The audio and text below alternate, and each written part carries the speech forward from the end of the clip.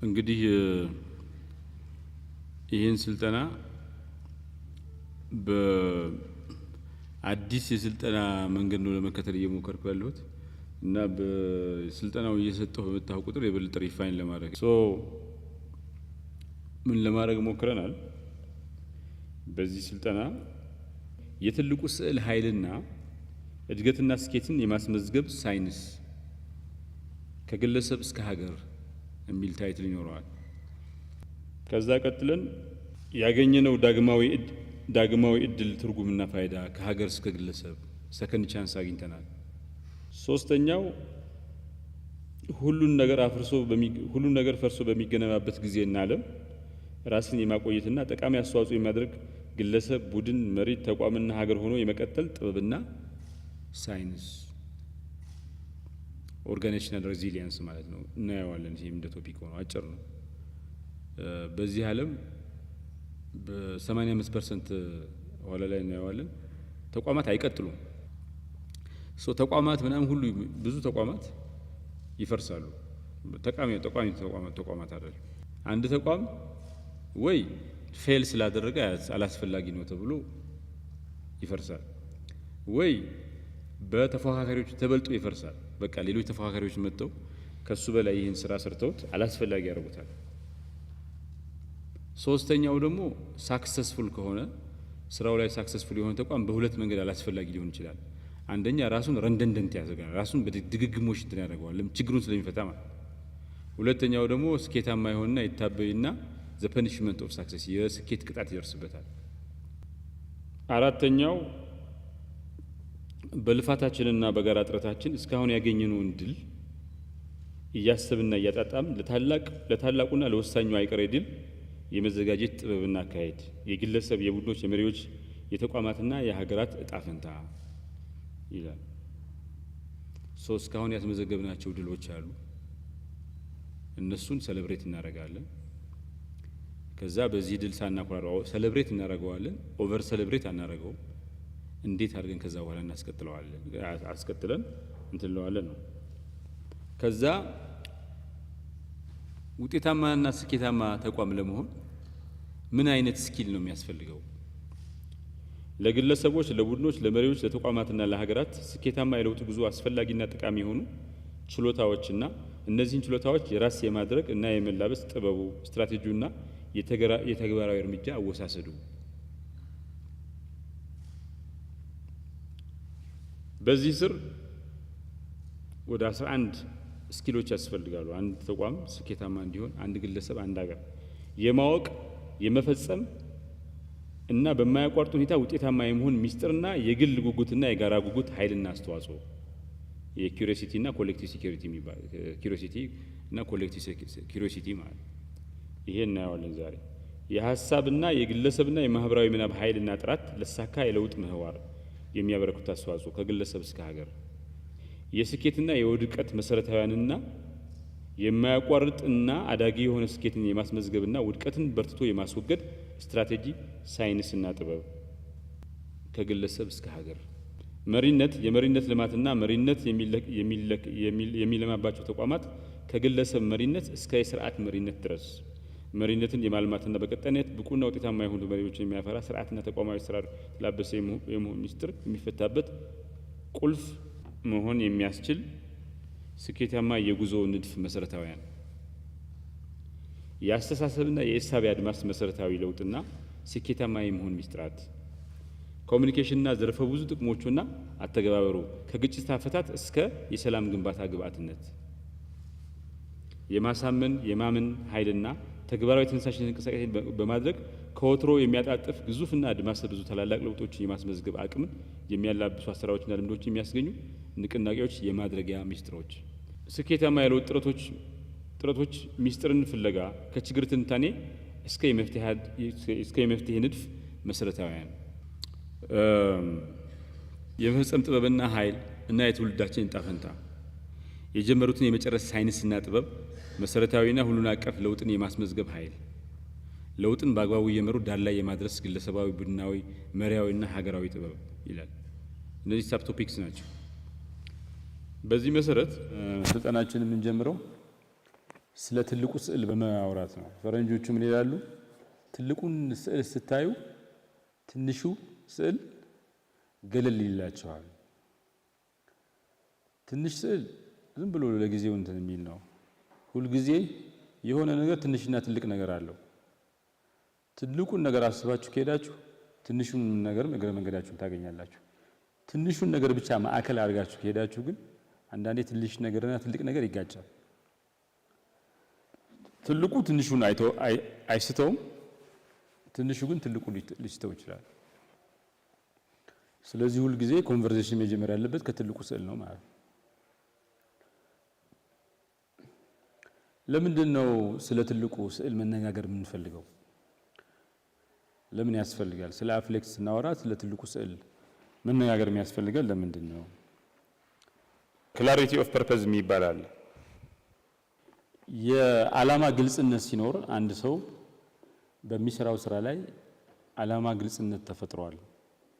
የአንድ መስሪያ ቤት ሰራተኞች ክላሪቲ ኦፍ ፐርፐዝ አላቸው ሲባል ሰራተኞቹና አመራሩ የመስሪያ ቤቱ ዋነኛ ቪዥን ዋነኛ ራዕይ ጋር ተሰናስነዋል ማለት ነው። አላይንመንት ዊዝ ኮምፔሊንግ ቪዥን አላይንመንት አለ ማለት ነው። የዓላማ ግልጽነት ካለ አመራሩም ሰራተኛውም እያንዳንዱን ነገር ሲሰራ የመስሪያ ቤቱን ዋነኛ ራዕይ ግምት ውስጥ በማስገባት ነው ማለት ነው። እያንዳንዱ ነገር የሚመነዘረው ከመስሪያ ቤቱ ራዕይ አንፃር ይሆናል ማለት ነው። ስለዚህ ሁለቱንም ይሄ ኢንትሪንሲክ እና ኤክስትሪንሲክ ሞቲቬሽን ሰራተኛው የመስሪያ ቤቱ ፐርፐዝ ላይ የመስሪያ ቤቱ ዓላማ ላይ ግልጽነት ካለ ሰራተኛው እዛው ያለ ውጫዊ ተነሳሽነት ያገኛል። የመስሪያ ቤቱን ዓላማ ለማሳካት ሲሰራ ደግሞ የራሱን ኮል ኦፍ ላይፍ የራሱን ፐርፐዝ በዛውም ያገኛል። ዓላማ የአንድ ሰው የውስጥም የውጭም ተነሳሽነት መነሻ ይሆናል ማለት ነው። ኤክስትሪንሲክ እና ኢንትሪንሲክ ሞቲቬሽን ምንጭ ይሆናል። ሁለተኛው ሰራተኞች የመስሪያ ቤት መሪ ኃላፊዎች ይደክማሉ። በርናውት የሚባል ነገር አለ። ሰርተው ይደክማሉ እና የሰው ልጅ ድካምም ብርታትም አለ። ድካም የሚባል ነገር እንዳይኖራቸው ሰርተው የማይደክሙ እንዲሆኑ የሆነ ተራራ ላይ ደርሳለሁ ብሎ ሁልጊዜ የሚሮጡ ሰዎች እንዲሆኑ ክላሪቲ ኦፍ ፐርፐዝ እንደ ነዳጅ ነው። ለሰው ልጅ እንደ ነዳጅ ሆኖ ያገለግላል። አንዳንዴ ከሩቁ የማይታይ ነገር ሲኖር ተስፋ ያስቆርጣቸዋል። ጉም ምናምን ሲኖር ቅርብ መሆኑ ካልታያችሁ ሩቅ ነገር ያለ ሩቅ ቦታ ያለ ከሩቅ ግን ዝም ብሎ ከማዶም ቢሆን እየታያችሁ የምትሄዱት እየታያችሁ ከሆነ መዳረሻችሁ እየታያችሁ ከሆነ እንደምንም ብላ እንትን ተስፋ እንትን ትላላ እየደረስኩ ያላችሁ አንዳንዴ ቅርብ መስሎ የሚታያችሁ ሩቅ ነገር ነው። በጣም ሩቅ ነው፣ ግን ስቲል ሆፕ አለ። በርናውት አንደኛ የኢንትሪንሲክ እና ኤክስትሪንሲክ ሞቲቬሽን ምንጭ ይሆናል። ውጫዊም ውስጣዊም ተነሳሽነት ምንጭ ይሆናል። መሪዎች ሰራተኞች ሰርተው ደክመው ለፍተው በቃኝ እንዳይሉ መንገድ ላይ እንዳያቆሙ ምንጭ ይሆናል ማለት ነው። ሌላው ዓላማ ምን ያደርጋል? ትብብር እና አብሮ መስራት ባህልን ያጎለብታል። ሰዎች በፐርፐዝ ክላሪቲ ኦፍ ፐርፐዝ ካላቸው አንድ ዓላማን ከተጋሩ አንድ ኮምፔሊንግ ቪዥንን ከተጋሩ ዘንድ የማይተባበሩበትና አብረው የማይሰሩበት ምክንያት የለም። የተለያየ ዓላማ ሲኖራቸው ነው እንደ ሩጫ አሰልጣኝ የሚሆኑት። አንዱ ወደፊት አንዱ ወደ ኋላ የሚሉት ማለት ነው። ስለዚህ ፐርፐዝ ሲኖር ከፉክክር ይልቅ በአብዛኛው ትብብር ይሰፍናል በመስሪያ ቤት ውስጥ። ፉክክርም ካለ በፉክክርና በትብብር መካከል ሚዛን እንዲጠበቅ ያስችላል ማለት ነው። የዓላማ ግልጽነት ሲኖር ደግሞ ይሄ ሳይኮሎጂካል ሴፍቲ የሚባላል። ቡድኖች መስሪያ ቤት ውስጥ ያሉ ቡድኖች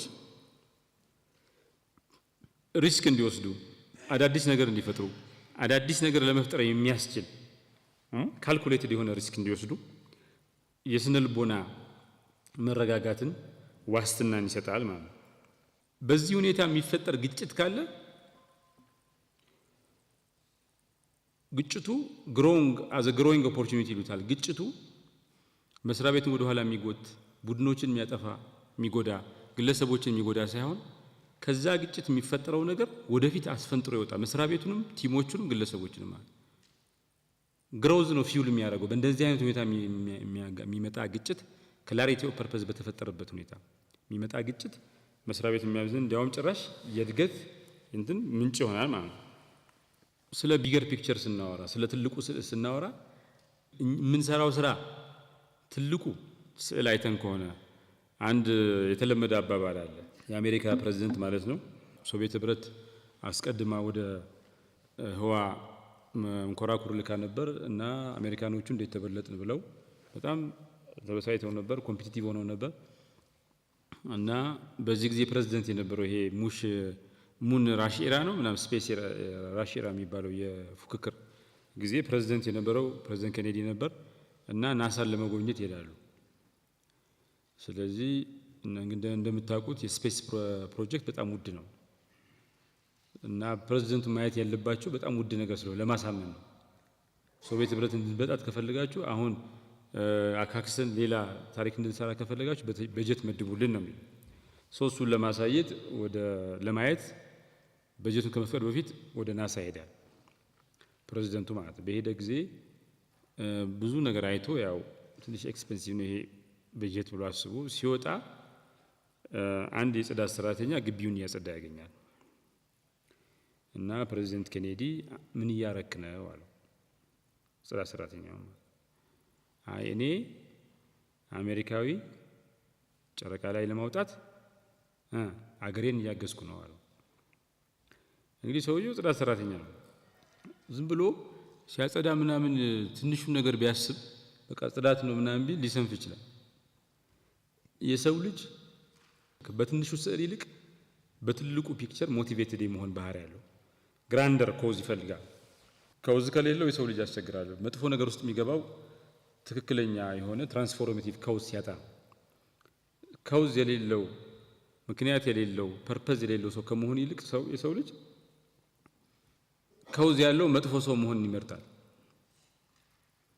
ፐርፐዝ እንፈልጋለን ህይወታችን ላይ። ስለዚህ ይሄ ሰውዬ ምን ያለው ጽዳት ሰራተኛው እንግዲህ ትልቁን ነገር እያየ ነው የሚሰራው። አሜሪካውያን ሄዶ በመንኮራኩር ጨረቃ ላይ እንዲያርፉ እያገዘ ነው። ጽዳት ከሌለ ሳተላይት ከቆሸሸ ሰፈር ግቢ ከቆሸሸ አይሳካም ብሎ ነው የሚያስበው። እንግዲህ በጣም ትልቁን ፒክቸር እያየ ስለሆነ በስራው ላይ ትጋትና ፕሬዚደንት ኬኔዲን በጣም ገርሞት ይሄ መስሪያ ቤት ከጽዳት ሰራተኛ ጀምሮ እስከ ላይ ድረስ አንድ ዓላማ የተጋራ መስሪያ ቤት ነው ብሎ በጀት እንዲፈቀድ ምክንያት ሆኗል። የኢንተርናል ኮሚኒኬሽን ፓወር ማሳያ ተደርጎ በብዙ እንትን ይወሰዳል። ክላሪቲ ኦፍ ፐርፐስ ሲኖር ምን ያመጣል? በመስሪያ ቤት ርዕይ ዙሪያ ግልጽነት ይፈጠራል። በዛ ምክንያት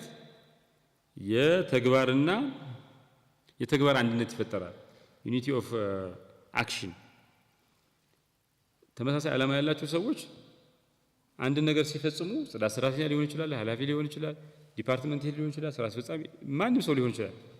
ግን ሁሉም ስራውን ጥንቅቅ አድርጎ ይሰራል፣ ትልቁን ነገር እያየ ስለሆነ ማለት ነው።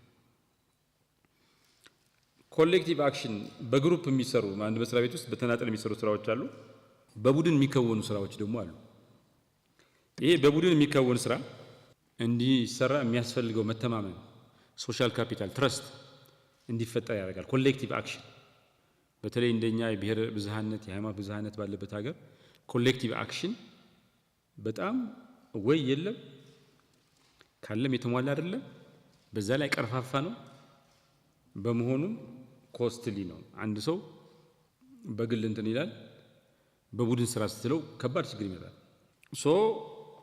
ሌላው ትልቁን ፒክቸር ስታዩ አሁን ያ ሰውዬ አሜሪካዊ ነው። እያንዳንዱ አሜሪካዊ በአሜሪካ ብሔር የተቃጠለበት ጊዜ ነበር። እንዴት ሶቪየት ህብረት ትበልጠናለች ብሎ ሲያጸዳ ይሄ እልህ ይዞ ስለሆነ በኖርማል ጊዜ ከሚያጸዳው ነገር ከዛ በኋላም ከዛ በፊትም ይሄ ከውዝ ከመፈጠሩ በፊት በኋላም በፊትም ከሚያጸዳበት ሁኔታ በጣም በከፍተኛ ደረጃ ለውጥ አለው። ኢፌክቲቭ ሆኗል ማለት ነው። ሁሉም ሰው ትልቁን ፒክቸር ሲያል ነዳጅ ይገፋል፣ ገፊም ሳቢም ይሆናል ማለት ነው። ስለዚህ ኢነር ሞቲቬሽን ያመጣል። ኢነር ሞቲቬሽን ሰራተኞቹ ተነሳስተው ኢነርም ኤክስትሪንሲክም ኢንትሪንሲክም ሞቲቬሽን እንዲኖራቸው ያደርጋል። የቡድን አላይንመንት ደግሞ ቡድኖች በየመስሪያ ቤቱ ያሉ ቡድን የሆነ ቡድን ሊሆን ይችላል፣ የሆነ ዲፓርትመንት ሊሆን ይችላል፣ የሆነ ምናምን ሊሆን ይችላል። ከመቼውም ጊዜ በላይ ተግባብተው ተሰናስነው እንዲሰሩ ትብብር ዋነኛው የመስተጋብር ገጽታ እንዲሆን ይሰራሉ ማለት ነው። የደሃ ሀገራት ወደ ኋላ መቅረት አንዱ ምክንያት ኮኦርዲኔሽን ፌሊየር ነው ይባላል። በአንድ መስሪያ ቤቶች መካከል በዲፓርትመንት መካከል በቡድን መካከል በዘርፍ መካከል ኮኦርዲኔሽን ፌሊየር አለ። የትልቁን ፒክቸር የሚያይ በትልቁ ፒክቸር ላይ በትልቁ ስዕል ላይ ግልጽነት የፈጠረ መስሪያ ቤት ሲኖር ኮኦርዲኔሽን ፌሊየር አይመጣም። ይልቁንስ ከፍተኛ የሆነ የትብብርና የኮኦፕሬሽንና ኮኦርዲኔሽን መሳለጥ ይኖራል ማለት ነው። እንደዚህ ባለው ሁኔታ ሲል መስሪያ ቤቱ በህዝቡ ዘንድ ያለው ገጽታ በጣም ከፍተኛ ይሆናል። ለምን? እያንዳንዱ ሰው በመስሪያ ቤቱ ዓላማ ዙሪያ ግልጽነት አለው። ፕሬዚደንት ኬኔዲ ጽዳት ሰራተኛውን ሲጠይቅ እንዳገኘው አይነት መልስ ነው የሚያገኘው። በየቤቱ ሄዶ ስለ መስሪያ ቤቱ ያስረዳል እና ፐርፐዝ ያለው መስሪያ ቤት ሁሉም ተመሳሳይ ስለሚሆን የሚያወራው ስለ መስሪያ ቤቱ ውጭም ሄዶ ተመሳሳይ ነገር ስለሆነ ፌስቡክ ላይ ስታዩት አክቲቭሊ ስለሚሳተፍ ስለ መስሪያ ቤቱ በውጭ በሚዲያ በውጭ ማህበረሰብ ከመስሪያ ቤቱ ውጭ ያለው ሌላው ማህበረሰብ ከፍተኛ ክብር ይሰጠዋል። የመስሪያ ቤቱ መልካም ስምና ዝና በጣም ከፍተኛ ይሆናል ማለት ነው። ሌላው የብራንዲንግ ምንጭ ይሆናል።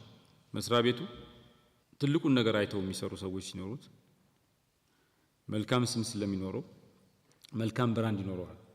አሁን ጊዜው ሰዎች ቢዚ ናቸው። በቀን ብዙ ኢንፎርሜሽን ኦቨርሎድ የሚባል ነገር አለ። በቀን ፌስቡክ ላይ የምታዩት መረጃ እንደው ፌስቡክ ማታይ ብትሆኑ ፌስቡክ ላይ አይቶ ወይ ባለቤትህ ወይ ባለቤትሽ ወይ ልጆቻችሁ ጎረቤት ሰው እናት አባት ወንድም ይነግራቸዋል። ኦቨርሎድ አለ። ሰዎች ሁሉንም የተቀበሉትን መረጃ ፕሮሰስ የማድረግ አቅም የላቸው፣ ይረሱታል። ፕሮሰስም አድርገው እንትን ያሉት ምርጥ ስራ እየሰራህ ዝም ካልክ ሰው ላይ ይገባው ይችላል። እንደዚህ የተሰበሰበ ራሱን ብራንድ የሚያደርግ በመስሪያ ቤታቸው ዙሪያ የተሰበሰቡ ሰራተኞች ሲኖሩ መልካም ስምና ዝና ይኖረዋል። እዛው እያለ ለብራንዲንግ ግብአት ይሆናል ማለት ነው። ትልቁን ፒክቸር ስታዩ እኔ ጽዳት ሰራተኛ አይደለሁም፣ ኢትዮጵያ እንድትሸጋገር ትራንስፎርም እንድታደርግ እንድትበለጽግ የምሰራ ሰው ነኝ ትላላችሁ። ጽዳት እየሰራችሁ እያሰለጠናችሁ አሰልጣኝ ብቻ አይደለሁም እንደዚህ ነኝ ትላላችሁ። ትልቁን ፒክቸር ለራሳችሁ ያላችሁ ስሜት የሰው ልጅ ለራሱ ያለው ስሜት ሰልፍ ኔጌቲቭ ተውት አለ። ሰልፍ ኔጌቲቭ ተውት፣ ሰልፍ ሳቦቴጅ፣ ሰልፍ ዳውት የሚባል ነገር አለ። ለራሱ ያለው ስሜት መጥፎ በመስታወት ሳይ ሂድ አንተ መጥፋት አለብህ ምናምን ብሎ የሚያስብ ሰው አለ። ራሱን የሚጠላ ሰው አለ። ስለ ራሱ የሚጠራጠር ሰው አለ። እችላለሁ አልችልም ምናምን። የሰው ልጅ በራሱ እርግጠኛ መሆን ለራሱ መልካም አስተሳሰብ ሊኖረው ይችላል። በራሱ ሊጠራጠር፣ በራሱ ላይ ደግሞ ኔጌቲቭ አስተሳሰብ ሊያሳድር ይችላል። ትልቁ ፒክቸር አይተው በሚሰሩ ሰራተኞች ሲኖሩ፣ አመራር ሲኖር ዓላማን ራዕይን ይጋራሉ። በዛ ምክንያት ትብብር ዋነኛው የመስሪያ ቤቱን ፉክክር ካለም የማያጠፋ ይሆናል። እንደገና ከትብብር ጋር ሚዛን የጠበቀ ይሆናል። ግጭት ሲኖር እንኳን መስሪያ ቤቱን ትራንስፎርም የሚያደርግ እንጂ የሚያጠፋ ግጭት አይኖርም።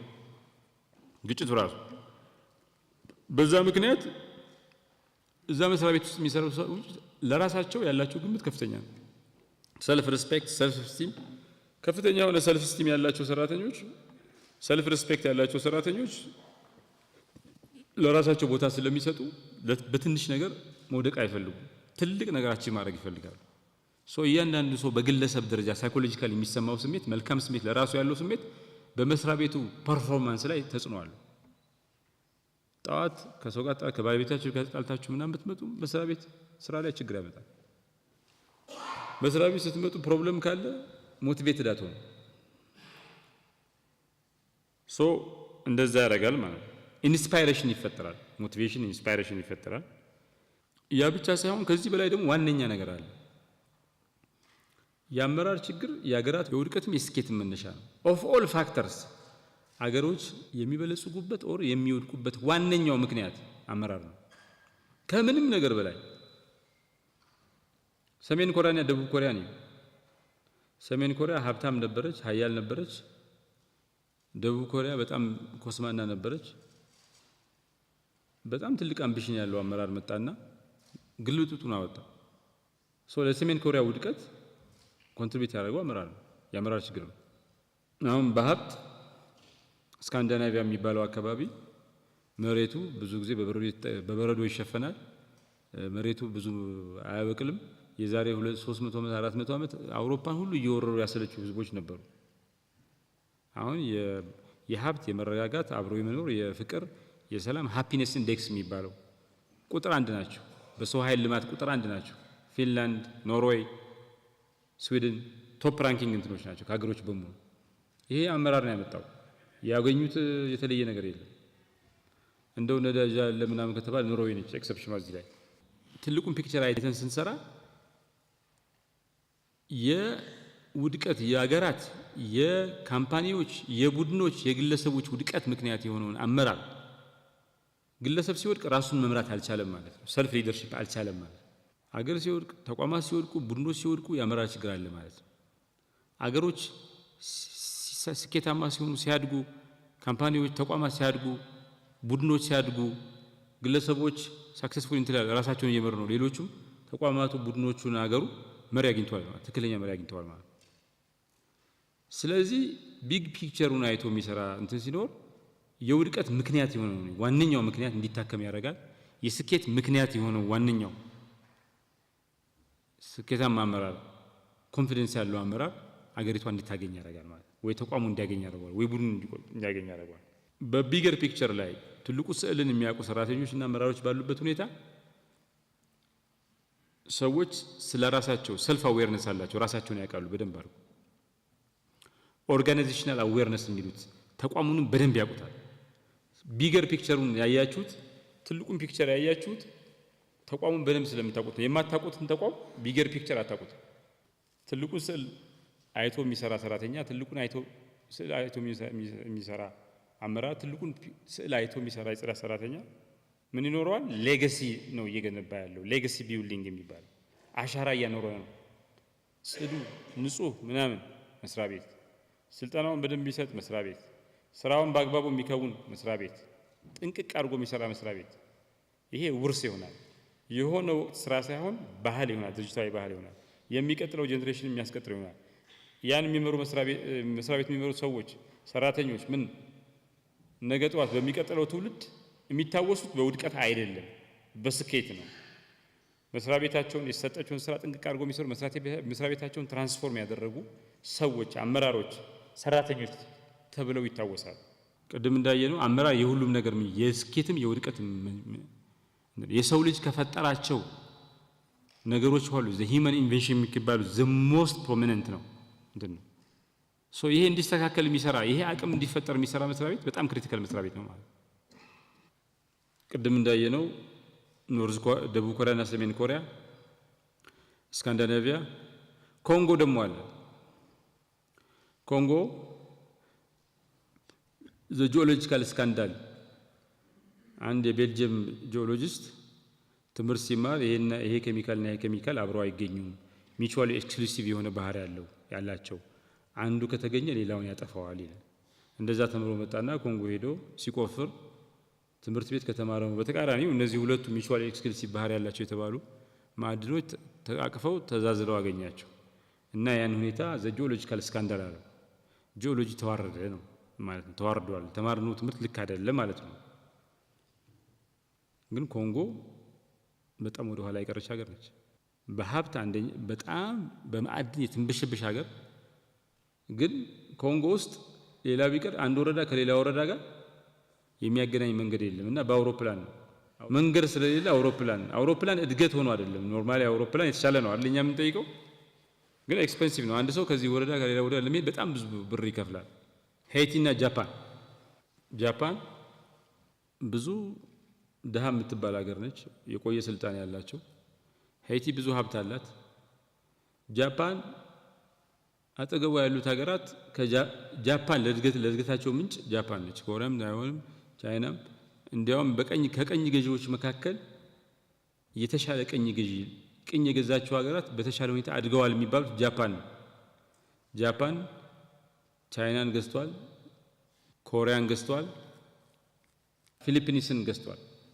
ከፊሊፒንስ ውጭ እነዚህ ሁሉ አሁን ያደጉ ሀገራት ናቸው። ፊሊፒንስም ትሻላለች። ይሄ አፐር ሚድል ኢንካም ነው ምናምን አካባቢ ነው ያለችው። ትራፕ ውስጥ ገብታለች ኦፍ ኮርስ። እና የተሻለ ለምሳሌ ከኮሪያ ሲወጡ 500 ፋብሪካዎች ነበሯቸው ኮሪያዎች። ጃፓን ሮ ማቴሪያል እየወሰደ ወደ ሀገሩ የሚያመርቱ ፋብሪካዎችም ያዘጋጃል እዛው። ሌላ አፍሪካ ውስጥ የነበሩት 500 ፋብሪካ የከፈተ ቀኝ ገዢ የለም። ይሻላል ይባላል። የቀኝ ገዢ ጥሩ የለውም፣ ግን እንደው ይሄኛው የተሻለ መልከ ጥፉ ነው፣ የተሻለ ሰይጣን ነው ጃፓን። ካወዳደር ናቸው ሁሉም ሰይጣኖች ናቸው ቀኝ ገዢዎች። አንድን ህዝብ ሌላ ቦታ ሄደው ያለ ፍላጎቱ ምናምን ረግጠው የሚገዙ ናቸው። ግን ስቲል ጃፓን ይሻላል። እና ጃፓን አካባቢው እንዲያድግ እንትን አለው። ይሄ ኔበርሁድ ኢፌክት እና ፍላይንግ ጊዝ የሚባል እንትን አለ። አንድ ጎረቤት ካደገ አብረህ ታድጋለህ። እና ጃፓን ከአካባቢዋ ቀድማ ያደገች ሀገር ናት፣ መነሻ ነው የሆነችው። ሄይቲ ግን ከአሜሪካ አጠገብ ነው ያለችው። አሁን ሄይቲ ልክ እንደ ሊቢያ ነች። ኤርፖርቱን እንትን ታንክ ሁሉ ይሸጣል። ሄይቲ ውስጥ ገበያ ላይ ታንክ ይሸጣል። ፈረስ ሀገር ነው ሁሉ ጊዜ እንትን። ይኸው ኬንያ ሰላም አስከባሪ ልትክ ነው አይደል? እንደዛ ነበረ ወደ ሄይቲ። ዛትማች ችግር ያለበት ሀገር ነው ሄይቲ። እና ጃፓን እንደዚህ የተራራቁት የሰማይና የመሬትን ያክል የተራራቁት በሀብት ተበላልጠው አይደለም። የሚገኙበት ቀጠና ጃፓን የምትገኝበት ቀጠና ከሄይቲ በላይ ሆኖ አይደለም። አሜሪካ የዓለም ዘሞስት ስፔንዲንግ ኢኮኖሚ ነች። እና ሄይቲ ላይ የሆነ ነገር ቢመረት በቀላሉ የዓለምን ትራንስፖርት ዋጋ አሜሪካ እየተቀበለች እንትትላለች። ሄይቲ ለማደግ የሚያስችል ብዙ ሀብት አላት። እና በጃፓንና በሄይቲ ምክንያት ያለው ልዩነት ሌላ ምንም አይደለም፣ የተቋማት ግንባታ ነው። ተቋም መገንባት በጣም ያደክማል፣ በጣም ይጎዳል። ራስን ይቅርብኝ ብሎ ባለፈው እንዳልኩት ቪዲዮዎቹን ታያላችሁ ኋላ ላይ ነገር ይቅርብኝ ብሎ ተቋም መገንባት ሊኒየር ፓዝ አይደለም። ዝም ብላችሁ ቀጥ ባለ መስመር የሚሰራ አይደለም፣ ያደክማል። መውደቅና መነሳት። ይቅርብኝ ማለት ደግሞ የተቋም ግንባታ ማለት ዲፓትሪሞናይዜሽን ነው።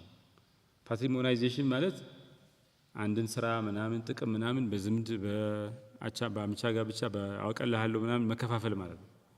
ተቋም የሚገነባ ሰው ስርዓት ስለሚኖር እንደዛ ማድረግ አይችልም። ተቋም መገንባት አለብኝ ብሎ የሚነሳ መሪ ይቅርብኝ ብሎ ነው ማለት ነው። ስርቆቱ ምኑኑ ይቅርብኝ ብሎ ነው፣ በራሱ ትልቁን ፒክቸር አይቶ ነው ማለት። ለተቋም ግንባታ ራሱ ምክንያት የሚሆነው መሪው ነው ማለት። ይሄ ወደ ኢትዮጵያ እናምጣውና እንግዲህ ኢትዮጵያ አንደኛ ችግሮቻችን ውስብስብና ስር የሰደዱ ናቸው። ለምሳሌ የሜዳ አህያ ነገር አለ፣ ነጭና ጥቁር። ጣሊያንን፣ ግብፅን፣ እንግሊዝን በተወሰነ መልኩ ቱርክን፣ ፖርቹጋልን ነው ብለን ተዋግተናል፣ አንገዛም ብለን። በሌላ መልኩ ደግሞ ፈረንጅ አምላክ ሆነን እንገኛለን። የኛ እንትን እንደዛ እንደ ለምሳሌ እንደ ደቡብ አፍሪካውያን አይደለም። አጌንስት እንትን ያለ ጠንካራ አይደለም። አንዳንድ ጊዜ በቀኝ ከተገዙ ሀገሮች በላይ በልጠን ስንቀበል እናያለን። አለመግዛታችን እኮ የራሳችን ነገር የራሳችን ህንዶች አይታችኋቸዋል። ልብሳቸው ሃርቫርድ ፕሮፌሰር ሆኖ ምናምን ልብሳቸዋለች የሚለብሷት። እኛ ወደ ኢኮኖሚ ሲመጣ፣ ወደ ልብስ ሲመጣ፣ ወደ ባህል ሲመጣ ናሽናሊዝሙ የለም። እዛች ጦርነቱ ላይ ይቀራል። የሆነ ጉራማይሌ ነገር አለ። ገዳ ስርዓትን ፈጥረናል። በአባባል ዴሞክራሲ አለን፣ ግን ዴሞክራሲ ለማግኘት ብዙ ዓመት ወስዶብናል። ስንት ጊዜ ወደ ዴሞክራሲ መንገድ ነው።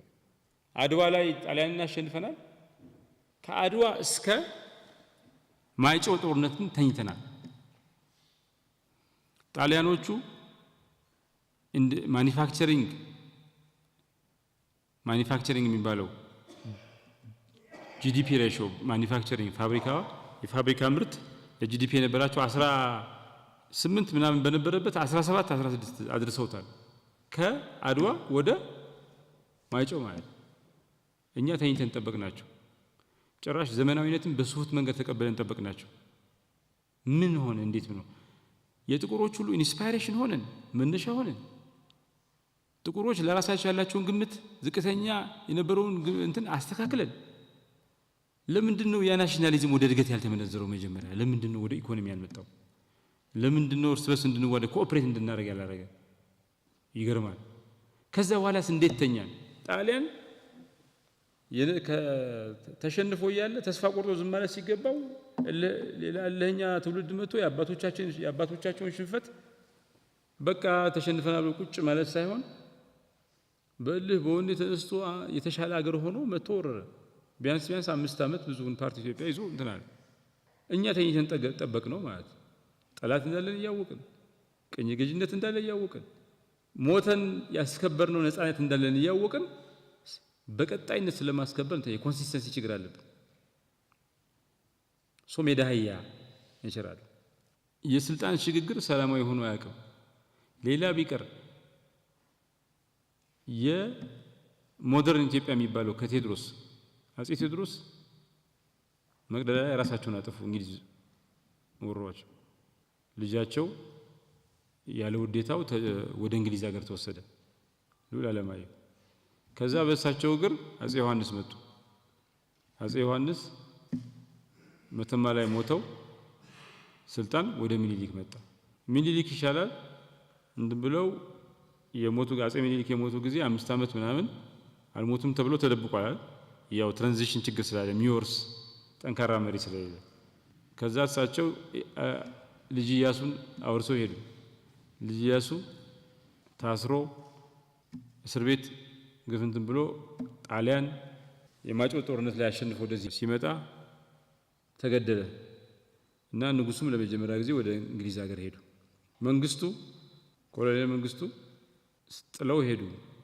ሌላም ብዙ ታሪካችን ውስጥ እንደው በንጉሱ ስርዓት እንኳን ከአባት ወደ ልጅ ተላልፎ አያውቅም። ኦልሞስት ኢያሱ ነበረ። ኢያሱም ተገልሏል እስር ቤት። በስሙት ትራንዚሽን ነው ማለት በፍጹም አይቻልም። እንደው የንጉስ ልጅ መሆን ስልጣን በሚያስገኝበት ወቅት ሌሎቹ 500 600 ዓመት ከልጅ ወደ ልጅ ምናምን አንድ ሰርወ መንግስት ሲኖር እኛ ጋር በጣም ኢምፖሲብል ነው። ጣሊያንን ምናምን አድዋ ላይ ያሸነፈ ህዝብ እንዴት ነው? ሌላው ቢቀር በንጉሱ ስርዓት እንኳን ፒስፉል ትራንዚሽን ያልነበረው ለምንድን ነው? ፓወር ቢኮዝ ፒስፉል ትራንዚሽን ከሌለ ሁልጊዜ አብዮት ነው። ሁልጊዜ ጀማሪዎች ሆነናል። ሁልጊዜ የጀመርነውን ማንጨርስ ህዝቦች ሆነናል። ብዙሃነታችን ዲፕ ዳይቨርሲቲ ነው። የሃይማኖት የብሔር እንትን አለ። ለምሳሌ አውሮፓ ውስጥ የተለያዩ ብሔሮች አሉ። ብሔሮቹ አብዛኞቹ ግን ተመሳሳይ ቋንቋ ይናገራሉ። የብሔር ልዩነት የቋንቋ ልዩነት ማለት አይደለም። የተለያየ ብሔር ነን የሚሉ ሰዎች ተመሳሳይ ቋንቋ ይናገራሉ። የኛ የቋንቋ ብዝሃነት አለው፣ የሃይማኖት አለው፣ የብሔር አለው። በዛ ላይ ጎረቤት ካሉ ብሔሮች ጋር ተመሳሳይ የምንጋራው ብሔር አለ፣ ብዙ በጣም ብዙ። ኢትዮጵያ ከሁሉም የአፍሪካ ቀንድ ሀገራት ጋር ትዋሰናለች። ከሁሉም ጋር ደግሞ ብሔር ኦልሞስት የምትጋራዋል። ይሄ ዲፕ ዳይቨርሲቲ ጸጋም ነው ፈተናም ነው። ዋልታረገጥ ፖለቲካችን ዋልታረገጥ ነው። ፖላራይዜሽን አለ። ግጭት ለረጅም ጊዜ ቆይቷል። አሁን ናሽናል ዲያሎግ ምናምን እያደረግን ነው። ብዙ ያግዛል። ግን ኮንፍሊክት ትራፕ ውስጥ ለረጅም ጊዜ ቆይተናል። የምንገኝበትን ቀጠና እንደዛ ነው። የብሔረ መንግስት የሀገረ መንግስትና የተቋማት ግንባታ አልተጠናቀቀም። ቅርቃር ውስጥ ገብቶ ነበር። አሁን የሀገር በቀል እውቀት ምናምን እያልን ስለሆነ ኢትዮጵያውያን አድዋ ላይ አብረው ለመሞት ምንም ያልከበዳቸው፣ ደቡብ አፍሪካውያንና ኢትዮጵያውያን በዊል አይለያዩም ነበር። ደቡብ አፍሪካውያን በጣም ታግለዋል። ዙሎዎች 15ኛው ክፍለ ዘመን ኬፕታውን ስትያዝ ታግለዋል። አልጄሪያውያን በጣም ታግለዋል። ሊቢያውያን ዑመር ሙክታር እየመራቸው ጣሊያናውያን በጣም እንትን ብለዋል። ባለመገዛት ፍላጎት ልክ እንደኛ እንደ ኢትዮጵያውያን ሁሉ ሊቢያውያንም አልጄሪያውያንም ደቡብ አፍሪካውያንም ተመሳሳይ ናቸው። ልዩነቱ ካፓቢሊቲ ነው። ሚኒሊክ 100,000 ሰራዊት ሬዝ አድርጎ አድዋ ላይ ሄዶ ኦርደር የጠበቀ ቼን ኦፍ ኮማንድ ያለው ሰራዊት እንትን ብሎ ከዚህ አንስቶ ቀለብ እያቀረበ አድዋ ላይ ሄዶ ስትራቴጂ አውጥቶ ጊዜ መርጦ ሲያጠቃ ስቴት ቢልዲንጉ የት ደረጃ እንደደረሰ ማርካኪስ እንደሚለው ዩሮፒያን ኔቸር ያለው ዩሮፒያን ካራክተሪስቲክስ ያለው አውሮፓ ባህል ጠባይ ያለው መንግስት ነው ኢትዮጵያ መንግስት ይላል። የልዩነቱ የካፓቢሊቲ እንጂ የዊል አይደለም። እነሱ በቀኝ መገዛት ፍላጎት ስለነበራቸው አይደለም ታግለዋል። ግን መታገል ሌላ አቅም ሌላ ካፓቢሊቲ ነው የሚበልጠው። የኛ ካፓቢሊቲ ነው የሚበልጠው። ይሄ ካፓቢሊቲ እያለን ግን እንዴት ነው ከእድገት ያልመ እንዴት ነው የበለጸግን ያልሆን ነው? እንዴት ነው ተዋደንና ተፋቅረን መኖር ያልቻልነው? ለመሞት አንድ ላይ እንሆናለን፣ አብረን ለመብላት ለምንድን ነው የሚከብደን? ከባዱን ነገር አሳክተን ቋንቋ የቋንቋ ልዩነት አለ፣ የብሔር ልዩነት አለ፣ ምናምን አለ። እርስ በርስ የምንናገረው ቋንቋ የሚያግባባን ቋንቋ በሌለበት እንኳን በአይን በእጅ የተጠቋቋምን አብረን አድዋ ላይ ሞተናል። ቅድመ አያቶቻችን ምናምን ሞተዋል። ቋንቋ አንችልም አንግባባን ብሎ ቤታቸው ቁጭ አላሉ። እንዴት ነው የከበደን? በጣም ጉራማይሌ የሚመስሉ ነገሮች አሉ። ኢትዮጵያ ውስጥ ትልቁ ችግር አንድ ሄንሪ መንትዝበርግ የሚባል ሰውዬ ባላንስድ ሶሳይቲ የሚል ሪባላንሲንግ ሶሳይቲ የሚል መጽሐፍ አለው እና አንድ ህዝብ ወደፊት የሚሄደው አንድ ማህበረሰብ ሶስት ነገር ተቋማት አሉት። የግሉ ማህበረሰብ አለ፣ መንግስት አለ፣ ሲቪል ሶሳይቲ አለ። እነዚህ መካከል ባላንስ ይኖር ነው ይላል። ባላንስ ካለ ወደፊት ይሄዳል፣ ባላንስ ከሌለ ወደ ኋላ ዲክላይን ያደርጋል ይላል። ይህን ወደ ሌላ እንወስደውና ኢትዮጵያ ውስጥ መሪዎች ብዙ ጊዜ የግሩፕ አምቢሽን ነው ያላቸው። ያ በግሩፕ እንግዲህ መሪነት የሚፈጠረው ራሱ የሰው ልጅ ማህበራዊ እንስሳ ፍጡር ስለሆነ ነው። አንድ ሰው ብቻውን ከሆነ መሪ ላይ ያስፈልገው ራሱን የሚያወራ ሰልፍ ሊደርሺፕ የሚባል አለ። 20 30 40 100 ከሆኑ ግን የሚያስተባብራቸው ይፈልጋል፣ የሚያቀናጃቸው። መሪነት የሚመጣው ከዚህ ነው፣ ከሶሻል ቢንግስ በመሆናችን ነው። መሪነት ራሱ ከሰው ልጅ ተፈጥሯዊ ማንነት ጋር ይገናኛል። ግን ትልልቅ መሪዎችን ያየን እንደሆነ ያው የሚዋደቁት ምናምን ለቡድን ለሆነ ለሚወክሉት ፖለቲካ ፓርቲ ምናምን ጥቅም ነው። ግን የግል አምቢሽን ያስፈልጋቸዋል መሪዎች። ትልልቅ ነገር የመስራት ለአሻራ የሚጨነቁ መሪዎች መሆን አለባቸው። የግል አምቢሽን ኢትዮጵያ ውስጥ ግለሰብ በቡድን እንቅስቃሴ ይደፈቃል። ዋናው ፖለቲካችን ምናችን የቡድን ስለሆነ ብዙ የግል አምቢሽን የሌላቸው መሪዎች ይመጣሉ። ለቡድን ብቻ ነው። የቡድን ደግሞ የቡድን ነው። የቡድን አምቢሽንም ያስፈልጋል፣ የግል አምቢሽንም ያስፈልጋል። የሰው ልጅ የሰራቸው ትልልቅ ነገሮች ሞቲቬትድ የሆኑት በግራንደር ካውዝ ነው። ሰዎች ሰልፊሽ ናቸው፣ ለራሳቸው የተለየ ነገር አላቸው። ስሞት በምንድን ነው የምታወሰው? ትልቅ ነገር ሰርቼ መታወስ ፈልጋለሁ ምናምን የሚሉ ትልልቅ ነገሮች ምንጭ የሆኑት እነዚህ ትንሽ ነገሮች ናቸው። ትንንሽ የሚመስሉ ሰልፊሽ የሚመስሉ ነገሮች ናቸው ለብዙዎቻችን።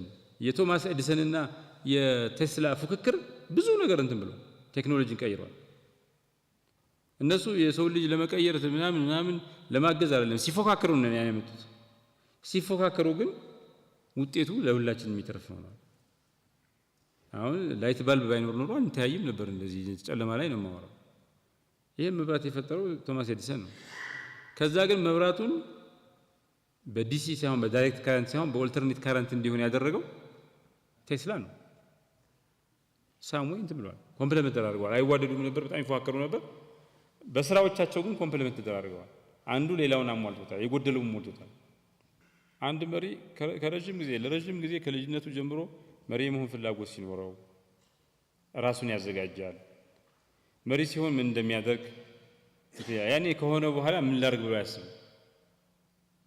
ቢኮዝ በግሩፕ መሪ አትሆንም። አንድ ሰው የሀገር መሪ ሲሆን አንድ ሰው ነው ወንበሩ ላይ የሚቀመጠው።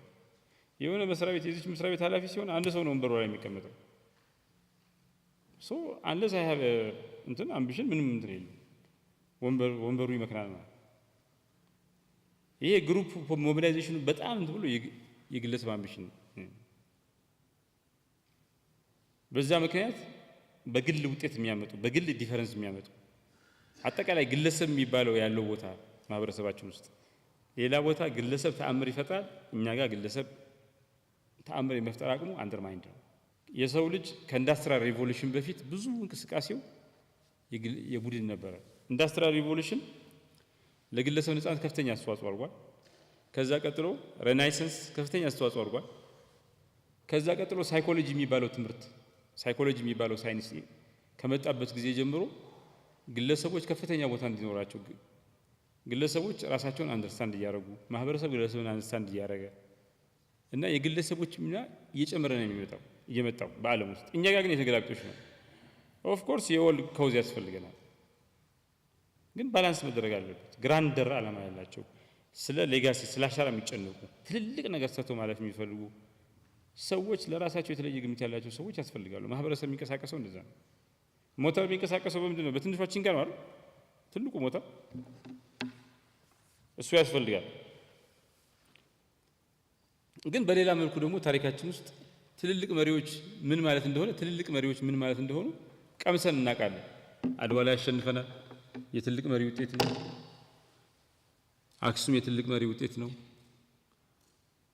ላሊበላ የትልቅ መሪ ውጤት ነው፣ የንጉሥ ላሊበላ ውጤት ነው። ፋሲለደስ እንደዛ ነው። ሐረር ጀጎል ግንብ እንደዛ ነው። ገዳ ስርዓት የትልቅ መሪ ውጤት ነው። ዝም ብለን ኢትዮጵያ የትልቅ መሪ ምድረ በዳ አይደለችም። አሁን በትልቅ መሪ ሊባል በሚችል ደረጃ ብዙ ስራ ይሰራል። ናሽናል ዲያሎግ ብዙ ነገር ይሰራል። በታሪክ ትልቅ መሪ ምን እንደሆነ ትልቅ መሪ ሲኖረን ምን ያክል እንደሚያግዘን ትምሯል። ችግሩ እነዚህ ሰው በስተቀር ሆኑት በታሪካችን ውስጥ የሆነች ምዕራፍ ውስጥ ነው የምናገኛቸው እንጂ ሁሌ ትልቅ መሪ አልነበረን ብቻ ሳይሆን ብዙ ጊዜ ትልቅ መሪ አልነበረን። ጥቂት አልፎ ነው የሚመጡት፣ በረተው ይጠፋሉ ትልቅ መሪዎች። ግን ትልቅ መሪ የሚባለውን ነገር ኮምፕሊት የማናውቅ ህዝቦች አይደለም። አቅማችን ደግሞ ከፍተኛ ነው። ኢትዮጵያ የተለየች ሀገር ናት። በቀኝ ጊዜ ያልተገዙ በዓለም ውስጥ ከሳውዙ ይሄ ሳውዘርን ሄሚስፌር ውስጥ ኢትዮጵያና ታይላንድ ብቻ ናቸው። ኢትዮጵያ የተለየ ብዙ አቅም አላት፣ ኦፖርቹኒቲ ያላት ኢትዮጵያ። ይሄ መሪነት ላይ ብንሰራ ይሄን ኦፖርቹኒቲ የሚጠቀሙ ሰዎች ቢኖሩ ብዙ እድል አለ ኢትዮጵያ ራሱ። ሌላው ከምንኖርበት ቀጠና የሚመጣ ፈተናም አለ እድልም አለ።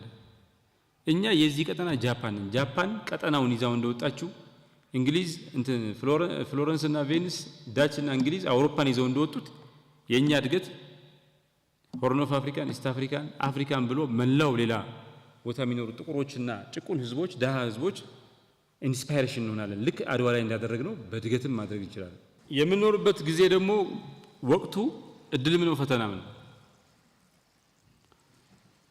የሰው ልጅ ለምሳሌ ዴሞክራታይዜሽን ኦፍ ናውሌጅ እኔ ኢትዮጵያ ውስጥ ሆኜ ሲሊከን ቫሊ አሜሪካ ብቻ ሳይሆን ዋናው የእውቀት ምንጭ የሆነው ሲሊከን ቫሊ ሴንተሩ ላይ የሚኖር ሰው ብዙ የእውቀት ልዩነት የለንም ካነበብኩ። እድል አለ፣ ጉግል አለ፣ ኤአይ አለ፣ ምንም ዋናው ማንበብ ነው። ይሄ እድል ነው። በሌላ በኩል ደግሞ ይሄ ዘመን የፖሊ ክራይሲስ ብዙ ቀውሶች ድርብርብ ቀውሶች ያሉበት ኤግዚስቴንሻል ትሬትስ ያሉበት ኮቪድ-19 አይነት የክላይሜት ቼንጅ አይነት በጣም አደገኛ እንትኖች ያሉበት ነው። እድልን ፈተናም ይዞ የመጣው ወቅት ነው። እድሉን ከተጠቅመን ተገላጭነታችን ከቀነስን ለሀገራችን እድገት በጣም ግብአት መሆን ይችላል። ሌላው በዚህ ሪፎርም ምክንያት የመጣው እድል ነው። ሀገራችን ውስጥ የተጀመረው 6-7 ሪፎርሞች ወድቀዋል፣ እድሎች ወድቀዋል። ሪፎርሞች ሳይሆን የመለወጥ እድሎች ኦፖርቹኒቲስ ባክነዋል። ይሄ ሪፎርም ቢያንስ ናውሌጅ ሲስተማችንን ለውድቀታችን ምንጭ የሆነውን ይሄ የውጭ እውቀት ማምለክ በውጭ እውቀት ኢትዮጵያ ለመቀየር መሞከር ትቶ የሀገር በቀል እውቀት የሚያምን ሪፎርም ሆኗል። አንዱ የናውሌጅ ሲስተማችንን ያስተካክላል። ቢያንስ ናውሌጅ ሲስተማችንን ያስተካክላል። ሁለተኛ ሁልጊዜ 6 ጊዜ 7 የተሞከረው አብዮት ነበረ። ለመጀመሪያ ጊዜ ሪፎርም ያደረገ ነው። እያደገ የመጣው የመጨረስ ባህል አሁን ህዳሴ ግድብን እየጨረስን ነው። ጀመርነው፣ አልተቋረጠም፣ እየሄደ ነው፣ እያለቀ ነው። ፕሮጀክቶችን በፍጥነት የመጨረስ ባህል ደግሞ ይሄ የአይዲዮሎጂ ባህል አለን። ከፍተኛ የሆነ አይዲዮሎጂ ጽንፈኝነት ይሄ ቀርቶ ፕራግማቲዝም እየመጣ ነው። አካታችነት ምናምን እነዚህ በለውጡ ምክንያት የመጡ አዳዲስ እድሎች ናቸው። እነዚህ ብዙ ሳንኮፋውን ይነቅለዋል። በጣም ስር የሰደዱ የፖለቲካ ችግሮቻችን እልባት ሊሰጡ ይችላሉ ከተጠቀምንባቸው። ኢትዮጵያ የሆነ ታሪኳን ስናይ ብዙ ችግር ያለባትን ነገር እናያለን። በሌላ በኩል ደግሞ ሌላ የታሪኳን ክፋይ ስናይ የመለወጥ እድል ያላት የማደግ እድል የመበልጸግ እድል ያላት የሆነ ጊዜም ትልልቅ መሪዎች በተለያየ ጊዜ የነበራት አገር ናት። አጠቃላይ ለምንድን ነው ሊደርሺፕ ዴቨሎፕመንት የሚያስፈልገው? የኛ አንዱ ዋነኛው ስራችን አመራር ልማት ነው አይደል? የአፍሪካ አመራር ልህቀት አካዳሚ ነው አይደል? ሶ ሊደርሺፕ ዴቨሎፕመንት ነው። ልምድ የሚያስፈልግ ለምን እንደ በፊቱ ቀስ ብሎ መሪ አይሆንም። በቃ እየወደቀ እየተነሳ አንደኛ ከችግሮቻችን ባህሪ ነው የሚመነጨው። ችግሮቻችን ኤግዚስቴንሻል ናቸው ኔቸሮቻቸው። የሰው ልጅ በሙሉ እየገጠመ ክላይሜት ቼንጅ፣ ኮቪድ-19 ምናምን አይነት ችግሮች ኤግዚስቴንሻል ናቸው። የሰው ልጅ በዳች ከሎወር ሚድል ኢንካም ወደ አፐር ሚድል ኢንካም ለመግባት 270 ዓመት ወስዶባታል። አሁን ግን ፈጣን ነው ነገሩ ሁሉ ፈጣን ነው። ጊዜ አይሰጥም። ችግሩን ፈጣን ነው፣ እድሉም ፈጣን ነው። የሰው ልጅ መሪን በለመደው መልኩ በቀሰስተኛ መልኩ ይፍጠር ከተባለ መሪዎችም በተለመደው መልኩ እያጠፉ እያለሙ ለርኒንግ ከርቫቸው ሰፊ ሆኖ በረጅም ጊዜ ሂደት ብቁ መሪ ሆኑ ብንል ኪሳራው ከፍተኛ ነው። እድሎች ያመልጣሉ። የመልማት የመለወጥ እድሎች ይባክናሉ። አደጋዎች ያመዝናሉ፣ ኮስት ያደርጋሉ። የኦፖርቹኒቲው ትልቅነት ለምሳሌ 500 ዓመት በ500 ዓመት አንድ የሚገኝ ዘመን ነው ይባላል። የ500 ዓመት ኖውሌጁ፣ አሰራሩ፣ ስርዓቱ፣ የምርት አመራር ስርዓቱ ኢንተርናሽናል ኦርደሩ ፈርሶ ሌላ አዲስ ስርዓት የፈረሰ ሌላ አዲስ ስርዓት የተዋቀረ ነው። ይሄን ዘመን በዋዛ ፈዛዛ እንትን አልነው ማለት ከዛ ሌላ 500 ዓመት ወደ ኋላ እንቀራለን። መሪዎች በናቹራል መንገድ ቀስ ብለው ለርኒንግ ከርቫቸውን እየወደቁ እንዲያድጉ መፍቀድ ጊዜው አይፈቅድልንም። በተቻለ መጠን የሚወድቁበትን ማሳነስ ከበፊት ከሌሎች ውድቀት ተምሮ ከሳይንስ ተምሮ ምን ተምረው የማይወድቁ መሪዎች ማድረግ ነው። ሳይድሁ የሚሄዱ ሰዎች ልጆች ማድረግ ነው። ሳይድህ የሚሄድ መሪ ከተቻለ ነው። አገራት የሚፎካከሩት ከዚህ ቀደም ካቺንግ አፕ ነው። እድገት ካቺንግ አፕ ነው። ያደጉ አገራት አሉ። ያደጉትን ጆይን ለማድረግ ነው። ልክ ሩጫ 42 ኪሎ ሜትር ሩጫ ካለ አንዱ ቀድሞ የሚሄደውን ሌሎቹ እሱ ጋር ለመድረስ ነው የሚሮጡታል።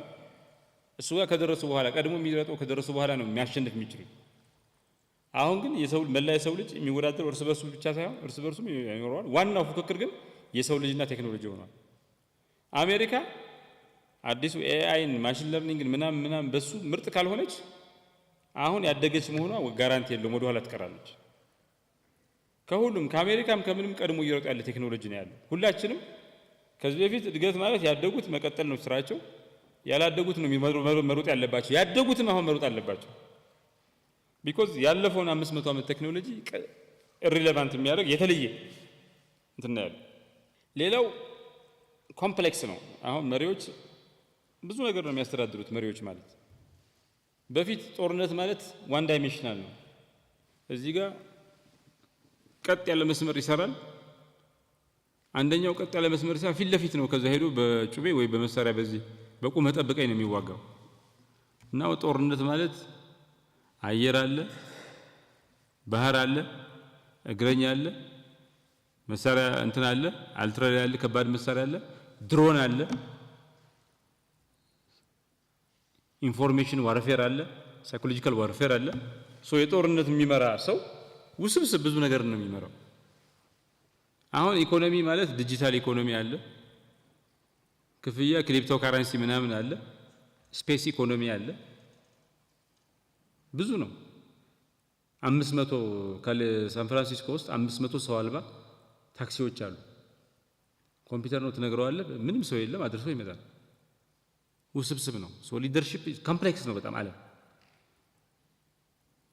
ዓለም አንድ መንደር ሆናለች። ኮምፕሌክስ ነው። አንዱ ሌላውን በከፍተኛ ደረጃ የውጭና የውስጥ የሚባለው ሀገር ውስጥና በፊት ዋናው የሀገር ውስጥ ሁኔታ ነው፣ የውጩ እንትን ነው ይባላል። አሁን እኮ የሀገር ውስጥና የውጭ የሚባለው ግድግዳው ፈርሷል እኮ።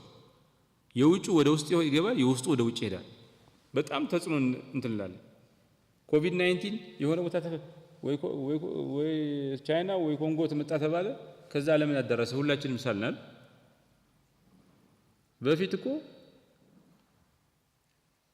በፊት ሁለት መንደሮች ያሉ ሰዎች አይተዋወቁም። ከመንደር ወደ መንደር ሰው አይሄድም።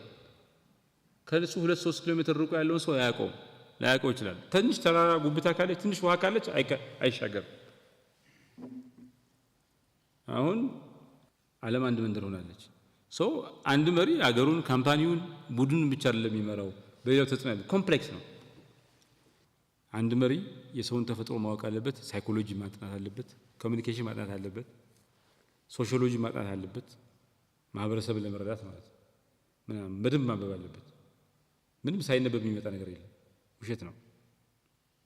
ካልሆነ መሪዎች አይደለም። መሪነት it takes pain። መራለው ካልክ ከሌላው ሰው በተለየ ሌላው ሲተኛ መተኛት የለብህም። ሌላው እግሩን አጣጥፎ ሲቀመጥ አንተ መጨነቅ አለብህ፣ ማሰብ አለብህ። መሪነት ፕሪቪሌጅ ነው። ጥቂት ሰዎች ከሌላው ሰው በተለየ የሚያገኙት እድል ነው። ያ እድል ዋጋ ያስከፍላል። ያለ ዋጋ ፕሪቪሌጁን እየተጠቀምክ መሪ ያልሆነም ብትል እየተኛ እንደ ሰው እንደ ኖርማል ሰው 3 ሰዓት እየተኛ 2 ሰዓት እየተኛ መሪ ነኝ ብትል ዝም ብሎ ቀልድ ነው። አይደለም። መሪ ነህ ትባላለህ፣ ስልጣን አለህ፣ ግን መሪ ግን አይደለም። ውሸት ነው። ፖዚሽን ነው እንጂ ያለ you are not a leader። ሌላው መሪነት ራሱ ያለው አቅም ነው። መሪዎች እንደ ሂትለር አገር የሁለተኛው ዓለም ጦርነት እንትን ሆኖ በብዙ ሚሊዮን የሚቆጠሩ ሰዎች ሊያጠፋሉ፣ ወይም ደግሞ እንደ ማንዴላ ሆነው አንድ ወቅት የራሱ ህዝብ በግ ሌላው ደግሞ ተኩላ ሆኖ የሚታደን ህዝብ የነበረበትን ምዕራፍ ዘግቶ ሁሉም ተኩላዎች እንዲሆኑ ወይ በጎች እንዲሆኑ እድል ይፈጥራል። የህዝብ መስማማት፣ ፍቅር፣ መፋቀር ምናምን ምንጭ ይሆናል። ያልነበረ ፍቅር ያልነበረ እንትን ያመጣል። በድቅድቅ ጨለማ በጥላቻ መካከል ፍቅር፣ አብሮ መኖር፣ መተሳሰብ፣ ኮኦፕሬሽን እንዲነግስ ያደርጋል። የሌለን ነገር ኢንቨንት ያደርጋል። አዲስ ሲቹዌሽን፣ አዲስ ሪያሊቲ ኢንቨንት ያደርጋል። መሪነት ተአምር መፍጠር ይችላል። ሚራክለስ ነው። አሴም ታይም ስህተት ከሰራ ኤግዚስቴንሻል የሆነ የህልውና ጥያቄ የሚያጭር አደጋ ሊያመጣ ይችላል። ተአምር ሊፈጥር ይችላል። ኦር ለአንድ ህዝብ መጥፋት ምክንያት ሊሆን ይችላል። ለአንድ ተቋም መጥፋት ምክንያት ሊሆን።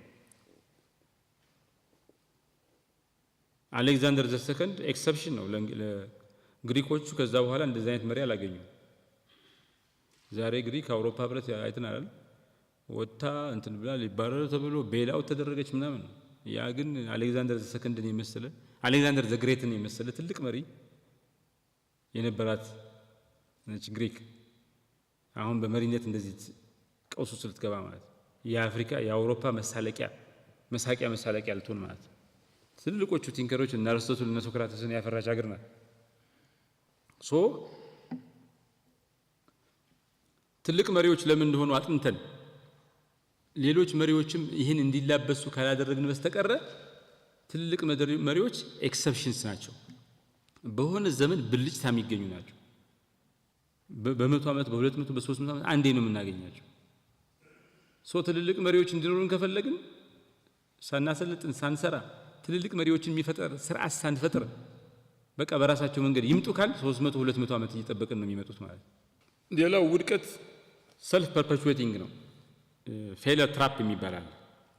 አንዴ ከወደቃችሁ ኦፍ ኮርስ እንደ ማይንድ ሴታችሁ ነው። ግሮዝ ማይንድ ሴት እና ፊክስድ ማይንድ ሴት የሚባላል። ሰውየው ግሮዝ ማይንድ ሴት ካለው ሲወድቅ ግብአት ነው የሚሆነው። ለምን እንደወደቀ ያጠናና ምናምን። ቶማስ ኤዲሰን እቺ ላይት በልብ አምፖል ለመስራት 10,000 ጊዜ ወድቋል እና ለምን አተውም ሲባል በቃ 10,000 ጊዜ ወደቀ እኮ ሲባል አምፖል የማይሰራበትን 10,000 መንገድ አውቄያለሁ ብሎ ነው እንትን ያለው። ውድቀት ዘላለማዊ አይደለም። ስኬት ጣፈንታ አይደለም። የወደቀ ሰው ይሳካለታል። የተሳካለት ሰው ሊወድቅ ይችላል። የወደቀ ሰው ግን እዛ ወድቆ የሚቀረው ወይ ደግሞ ፌለር ትራፕ ውስጥ የሚገባው ማነቆስ የሚታነቀው ማይንድ ሴት ነው። ፊክስድ ማይንድ ሴት ካለው አይነሳም። እያንዳንዱ ውድቀት ወገቡን ያጎበጠ ነው እንትን የሚለው እንጂ ከዛ አይነሳም። ብዙ ሰው እንደዛ ነው። ፌለር ሰልፍ ፐርፔቹዌቲንግ ነው። ራሱን ይደጋግማል። ሆን ብለን እንትን ካላል ሰዎች ራሳቸውን ከውድቀት እንትን የሚያወጡበት መንገድ አረንቋ የሚያወጡ በውድቀት ከመማረክ የሚያወጡበት መንገድ በትምህርት በእውቀት ካላገኙ ሰልፍ ፐርፔቹዌቲንግ ነው። ውድቀትም ስርዓታዊ ነው። ብዙ ለሀገራት የማያድጉት የኢኮኖሚያቸው ችግር የገበያ ጉድለት ብቻ ሳይሆን የስርዓት ጉድለት ስላለ ነው። ሲስተሚክ ፌሊየር ስላለ ሲስተም ፌሊየር ስላለ ይሄን ሲስተም ፌሊየር ኮምፕሌክሲቲ አንደርስታንድ አድርጎ ሰው ልጅ መፍትሄ ለማምጣት በብዙ ሺህ ዘመን የተከማቸ ሲስተም ፌሊየር መሪዎች ኖርማል መሪዎች የተለየ አቅም ያስፈልጋቸዋል። ገበያ ጉለት ሲስተም ፌሊየር ምናምን ብዙ ችግርን አት ታይም የአመራር ልማት ኪ ነው ማለት ነው። በእነዚህ ምክንያቶች አመራር ልማት ዝም ብሎ ቢሰራ ጥሩ ነው ባይሰራ ግድ የለም የሚባል ነገር ሳይሆን የህዝቦችን ዕጣ ፈንታ የሚወስን ነገር ነው። የህዝቦችን ዕጣ ፈንታ ይወስናል። ወይ ይበለጽጋሉ ወይ ወደ ኋላ ይወድቃሉ፣ ተንሸራተው ይወድቃሉ፣ ወይ ስታግኔት ያደርጋሉ፣ ባሉበት ይቆማሉ፣ ይቸከላሉ ባሉበት፣ ወይ ወደፊት ይገሰግሳሉ፣ ጭራሽ ደግሞ አንዳልጧቸው ተንሸራተው ሊወድቁ ይችላሉ። ስኬታማ አመራር ልማት ወደፊት ይወስዳል፣ ሀገሮችን፣ ካምፓኒዎችን፣ ቡድኖችን ይወስዳል። የአመራር ልማት ፕሮግራም የሌላቸው ህዝቦች ወደ ስታግኔት ያደርጋሉ ወይ ደግሞ ዲክላይን ያደርጋሉ። ኦር ትክክለኛ አመራር ልማት መንደፍ ያልቻሉ ሀገሮች ደግሞ እንትን የት ነው ያለ ነው? ዘሊሚናል ስቴጅ ኤንድ ሊሚናል ስፔሲስ ይባላል። ይኸውልህ ሴትዮ ታያቷላችሁ፣ እዚህ ጋር ነበረች። አሁን ይህን አልፋ ለመሄድ እየሞከረች ነው፣ ግን ግድግዳው ጋር ገብታለች። ገና እየገባች ነው። የሆነ አካሏ ገብቷል፣ ግን አብዛኛው ውጭ ነው ያለው። ሊሚናሊቲ ሊመን ከሚባል የጣሊያን ቃል የመጣ ነው እና ሰዎች ከነበሩበት ሁኔታ ተላቀው መድረስ የሚፈልጉበት ደግሞ ሳይደርሱ መሃል ላይ ያለው እንትን ሊሚናሊቲ ይባላል። አንድ ሰው ተሲሱን አስረክቧል፣ መመረቂያ ጽሑፉን አስረክቧል፣ ግን ገና አልተመረቀም። መደረሻ መመረቂያ ነው አይደል? ዝም ብሎ ግን አልተመረቀም፣ ግሬድ አላለፈም። ሊሚናሊቲ ይባላል፣ መሃል ላይ ያለ። ሶሳይቲስ ሊሚናሊቲ የሚባለው የሆነ ኦርደር ኮላፕስ ያደርግና ከሱ ለመውጣት እንቅስቃሴ ጀምረው ሙሉ በሙሉ ከኮላፕስ ኦፍ ኦርደር አልወጡም፣ መዳረሻቸው ላይ አልደረሱ። ሊሚናሊቲ ጥቅም ላይ ከዋለ ፐሬድ ኦፍ አንሰርቴኒቲ ነው። ሊሚናሊቲ ነገሮች ሁሉ ወይ የበፊቱን አልሆንም ወይ አዲሱን ሙሉ በሙሉ አልተላበስ ነው። ይሄ ፐሬድ ኦፍ አንሰርቴኒቲ የሰው ልጅ ሰርቴኒቲ ስለሚወድ ቶሎ መውጣት ይፈልጋል። ሊሚናሊቲ ግን የብዙ ሰዎች የብዙ ተቋማት የብዙ ምናምን የእድገት ምንጭ ነው። this period of uncertainty gives birth to a significant push for transformation። ከተቀማችሁበት ነው። ለምን ህግ የለም ገና አልተቋቋመም። ፍሌክሲቢሊቲ አለ። ሁሉም ሰው ጆይን ያደርጋል፣ ቀድሞ የገባ የለም። የፈለጋችሁ ለመፍጠር የሚያስችል ምቹ ሁኔታ አለ። ብዙ ችግር አለ፣ ብዙ ስብስብነት አለ፣ ብዙ ኮንፊዥን አለ። ሊሚናሊቲ የራሱን ቆቁልሻል። ስራ ስታጡና ሌላ ስራ እየፈለጋችሁ ያለ ሊሚናል ፔሪድ ነው። አዲስ ነገር ስትጀምሩ ሊሚናል ፔሪድ ነው። ፕሮጀክት ለመጀመር ወስናችሁ ገና ላውንች ለማድረግ መንገድ ላይ ያላችሁ ሊሚናል ፔሪድ ነው። ቤተሰብ እንዲኖራችሁ ወስናችሁ ገና ቤተሰብ ሳትሆኑ መንገድ ላይ ያላችሁ ሳይሆን አገር ለመቀየር ወስናችሁ ገና መንገድ ላይ ያላችሁ ሊሚናል ፔሪድ ነው። ማህበረሰባዊ አብዮት ውስጥ መኖር የማያቋርጥ ኪዮቲክ አንሰርቴኒቲ ውስጥ ተራይቭ አድርጎ መቆየት ይጠይቃል። ሊሚናል ክሪኤቲቪቲ የሚባለው ህግ ባለመኖሩ ቀድሞ የገባ ባለመኖሩ ለሁላችን ምቹ ሁኔታ በመፈጠሩ ያልተፈቱ በርካታ ችግሮች መኖሩ አንሰርቴኒቲና ኮንፊውዥን በመኖሩ this period gives for creativity for transformation። ሪጂዲቲ የለም፣ የታሰረ ነገር የለም። ችግር ሁሉ እንደፈለግነው ሩጦ እንፈታለን። አሜሪካ ውስጥ 2008 ለምን ኢኮኖሚ ክራይሲስ መጣ ሲባል ኦቨር ሬጉሌሽን ነው። ታዳጊ ሀገራት ሬጉላቶሪ ካፓቢሊቲያቸው ደካማ ነው። ሬጉላቶሪ ካፕቸር አለ ይባላል። ኢንፎርማል ኢኮኖሚ ምናምን ያለው በዛ ምክንያት ነው። በጣም ያደጉት ሀገራት ደግሞ ኦቨር ሬጉሌት ያደርጋሉ። አዲስ ካምፓኒዎች ስታርትአፕስ ምናምን ገበያ ውስጥ መግባት በትንሽ ካፒታል ስራ መጀመር አይችሉም። ዛስ ዋይ ካሊፎርኒያ ለአሜሪካ ካሊፎርኒያ ኢዝ ኤክሰፕሽን። ሁሉም እነ ስቲቭ ጆብስ ሁሉም ሰው ጀማሪ ሲሆን ስታርትአፕ ሲሆን ወደ ካሊፎርኒያ የሚሄደው ሪላቲቭሊ ለስታርትአፕ የሚመች ኢኮሲስተም አለ ስላለ። የአሜሪካ የቢዝነስ ሄድኳርተር ብዙ ዳላዌር የምትባል ነች። ወደ ዳላዌር የሚሄደው የታክስ ህጉ ምናምን በጣም ወሳኝ ኢንከሬጂንግ ስለሆነ ታዳጊ ሀገር መሆን ደሃ መሆን ግን ከድህነት ከምናምን ለመውጣት ተፈስፈንጥረ ሄደ ግን ደግሞ ሀብት ማማ ላይ አለመድረስ ሊሚናል ፔሪድ ነው። ይሄ ሊሚናል ፔሪድ አንሰርቴኒቲ ተሳቆ ምናምን ቶሎ ብሎ ከዚህ መውጣት ሳይሆን ይሄን እንደ እድል እንደ መልካም እጣ ፈንታ ቆጥሮ ድል ፈንታ ቆጥሮ ከተወሰደ ተቋማት በጣም ይሄዳል፣ ግለሰቦች በጣም ይሄዳሉ። ገና ነው አልታሰረም፣ ገና ነገሮች አልተበጁም። ኦፖርቹኒቲ ነው። የሰው ልጅ ነፃ በሆነ ሪላክስ ባር የፈለገውን የመስራት ያሻውን የመስራት በሰፊ ዳስ የተቀለሰ ሰፊ ዳስ ካለ የማደግ ፖቴንሻሉ ከፍተኛ ነው። ይሄን ፖቴንሻል ሪያላይዝ አድርጎ ግን ማደግ ይጠይቃል። ይሄን ፖቴንሻል ሪያላይዝ ካደረገ ግን የእድገት ምንጭ አይሆንም፣ የሰቆቃ ምንጭ ነው። ኮንፊውዥን This is our liminal period, my brothers and sisters. Liminal creativity ትልቅ ኦፖርቹኒቲ ነው። አእምሮአችን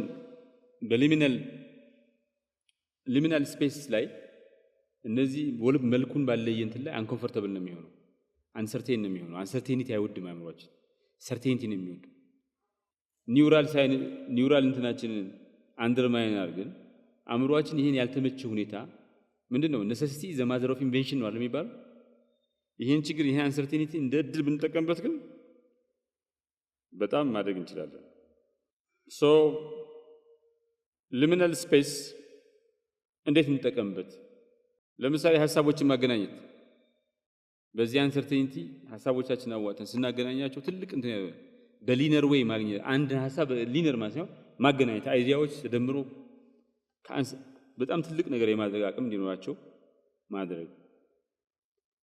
ጀነሬቲቭ ኮስችንስ አንዱ ከሌላው ላይ የተመሰረተ በጋራ ጥያቄዎች እያነሱ ለነዛ ጥያቄዎች መልስ መሻት። አዳዲስ ፍላጎቶች ማናቃቸው ኢንተረስት ካሉ የራሳችን ኢንተረስት ራሳችን ያነበብን ማለት በህዝብ ፊት መማር፣ ፐብሊክሊ መማር፣ የማታውቀውን ነገር አላውቅም ሁሉ ነገር እንደምታውቀው ነገር ሳይሆን ዊክነሶቹን ማመን፣ አዳዲስ ነገር መማር። ይሄ ሊሚናል ስፔስ የሚታወቁ ዲፎልት ፖዚሽን ከዚህ የለመድናቸውን ነገሮች ቻሌንጅ ማድረግ። ስትሰሙ ዊዝ ኮምፓሽን ከልብ ዊዝ ኢምፓቲ ዊዝ ኮምፓሽን ማዳመጥ። አስቸጋሪ ሁኔታዎች የገጠማቸው ሰዎች ስታገኙ እነሱን በኮምፓሽን መስማት፣ ኢንተራክት ማለት። አንፕሬዲክቲቢሊቲ አንሰርቴኒቲ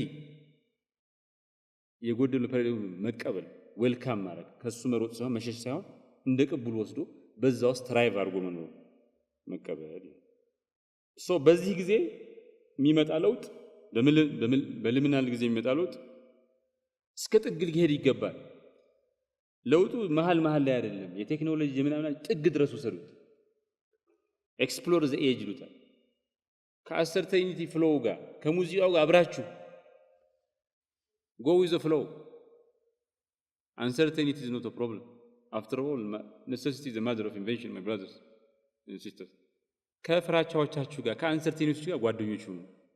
so okay to live with ጠላቶች ምናምን አንሰርቴኒቲ ቶሎ ማመጣ ያለባችሁ ነገር እንደ ጓደኛ ወሰዷቸው፣ ተላመዷቸው። በዛ ውስጥ መፍትሄ ይመጣል። ሊሚናል ሪቹዋልስ ይባላል። ጠዋት ተነስታችሁ ክብታረጉ ጠዋት እንዴ ይሄ ነገር ያሰነ እርግጠኛ አይደለም ዝናብ ይመጣ ይችላል እንደዚህ ሊበላ ይችላል የሆነ ሩቲን ብትፈጠሩ ሪስክ አስወግዳችሁ ግን ልምላል ትላመዱታላችሁ። ከአንሰርቴኒቲ ጋር ከምን ጋር ትላመዳላችሁ? በዚህ ሂደት ውስጥ ራሳችሁን መልሳችሁ ማግኘት፣ አዲስ ማንነት፣ አዲስ ሁኔታ ሪኢንቨንት ዮርሰልፍ። አዳዲስ ግን ቀሰስተኛ የሆኑ ትራንዚሽን ሽግግሮችን መቀበል። ምን ወደው ቢግ ጃምፕስ ነው፣ ትልቅ መርታ። ሊሚናል ፔሪድ ላይ ትልቅ መርታ አይደለም፣ ስሎ ግራጁዋል በት ሰርቴን ፕሮግረስ። ለውጡን መዝግቡት። እያስመዘገባችሁ ያሉት ለምዱ። በራሳችሁ የማድረግ አቅም ከሊሚናል እንትኑ የመውጣት አቅም እንደ እድል የቆጠራችሁት መሆኑን ትገነዘባላችሁ፣ ፕሮግረሳችሁን ትገነዘባላችሁ። በዛ ምክንያት አንሰርቴኒቲ አያስፈራችሁ። ግን ክሬቲቭ ሞዳችሁን ፒክ አድርጉ። ክሬቲቭ ሞድ ምንድን በምን ሁኔታ ነው የምትፈጥሩት? ኮምቢኔሽናል ክሬቲቪቲ ይባላል። ሐሳብ ይዋጣ። ብዙ ሰው አዲስ ሐሳብ አይደለም የሚሆነው። የሆነ ሐሳብ አለ፣ የሆነ አልተገናኘም፣ ሲገናኝ አዲስ ሐሳብ ይሆናል። ኮምቢኔሽናል ኤክስፕሎራቶሪ ክሬቲቪቲ ይባላል። አዲስ ሐሳብ የምታመነጩት የሆነ ህግ አለ፣ አስቀድሞ የተቀመጠ ህግ ምን አለ፣ በዛ ምዕራፍ ውስጥ ነው። ዝም ብላችሁ እንትን አይደለም። የሆነ ሴት ኦፍ ህግ አለ። ለምሳሌ ዘይት ከዚህ በላይ መጠቀም አትችልም የሚል ህግ ሊኖር ይችላል ለጤና። ከዛ አንፃር የምትፈጥሩት ዘይት በዛ ፍሬምወርክ ውስጥ ያለ ውዝን ህግ ያለ ትራንስፎርሜሽናል ክሬቲቪቲ የክሬቲቭ ነው። ይሄ ዝም ብሎ ትንሽ ለውጥ ሳይሆን በመስራዓትን የሚቀይር ለውጥ ማለት ሁሉን ነገር የሚቀይር ለውጥ፣ ዳይናሚክ ለውጥ የሆነ ትራንስፎርሜቲቭ ለውጥ። ክሬቲቭ ሩቲን ይባላል። በጠዋቱ ተነሱ ወይ ትንሽ ስቴይ አፕ ሌት ይላሉ። ክሬቲቭ ስፔሳችሁን ሆን ብላችሁ ምረጡ። ለስራ ስትነሱ ዝም ብላችሁ ለብሳችሁ ምናምን አትሄዱ። ወርም አፓሩ፣ ትንሽ ወርም አፓሩ። ልክ መኪና ቀስ ብሎ እንደሚነሳው እያሞከርን ነው እንትኑ ሞተሩን ታስነሳው። ስራ ሩቲን ይጠይቃል። ቢፎር ስራ ከመግባታችሁና በመሃል የሆነች ሩቲን ብትሆናችሁ ክሪኤቲቭ እንትን ውስጥ ገባል። ሄዳችሁ የምትፈጥሩ ሰዎች ሆናችሁ ክሪኤቲቭ ነገር የሚጠበቅባችሁ ሆነ። ኮማንድ ኤንድ ኮንትሮል የሚባለው ስርዓት በኢንዱስትሪያል ሪቮሉሽን ጊዜ የተፈጠረ የሊደርሺፕ ስታይል ነው። ሶ ፓራዳይሙ የኮማንድ ኤንድ ኮንትሮል ፓራዳይም ሊደርሺፕ ስታይል ፓራዳይም አለው የራሱ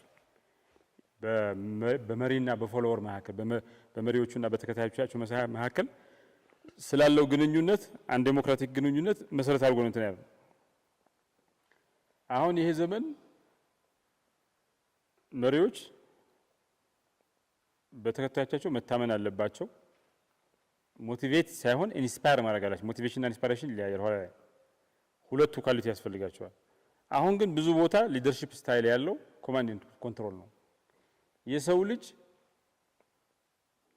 ለዚህ ዘመን የሚመጥን የአመራር ስታይል እየተላበሰ አይደለም። መሪዎች የሰው ልጅ የሚመሩ መሪዎች የአመራር ስታይላቸው በኢንዱስትሪያል ሪቮሉሽን ጊዜ የመጣ የአመራር ስታይል ላይ ስታክድ ሆነዋል፣ ተይዘዋል። አሁን የሚያስፈልገው አዲስ ነው። ይሄ ማለት የአመራር ልማት ተቋማት የአመራር ተቋም ስርዓቶች ምናምን አመራሮች በሚፈለገው ደረጃ እየሄዱ አይደለም ማለት ነው። የኢንዱስትሪያል ሪቮሉሽን ጊዜ የሊደርሺፕ ስታይል አሁን ተግባራዊ ይሆነ ነው።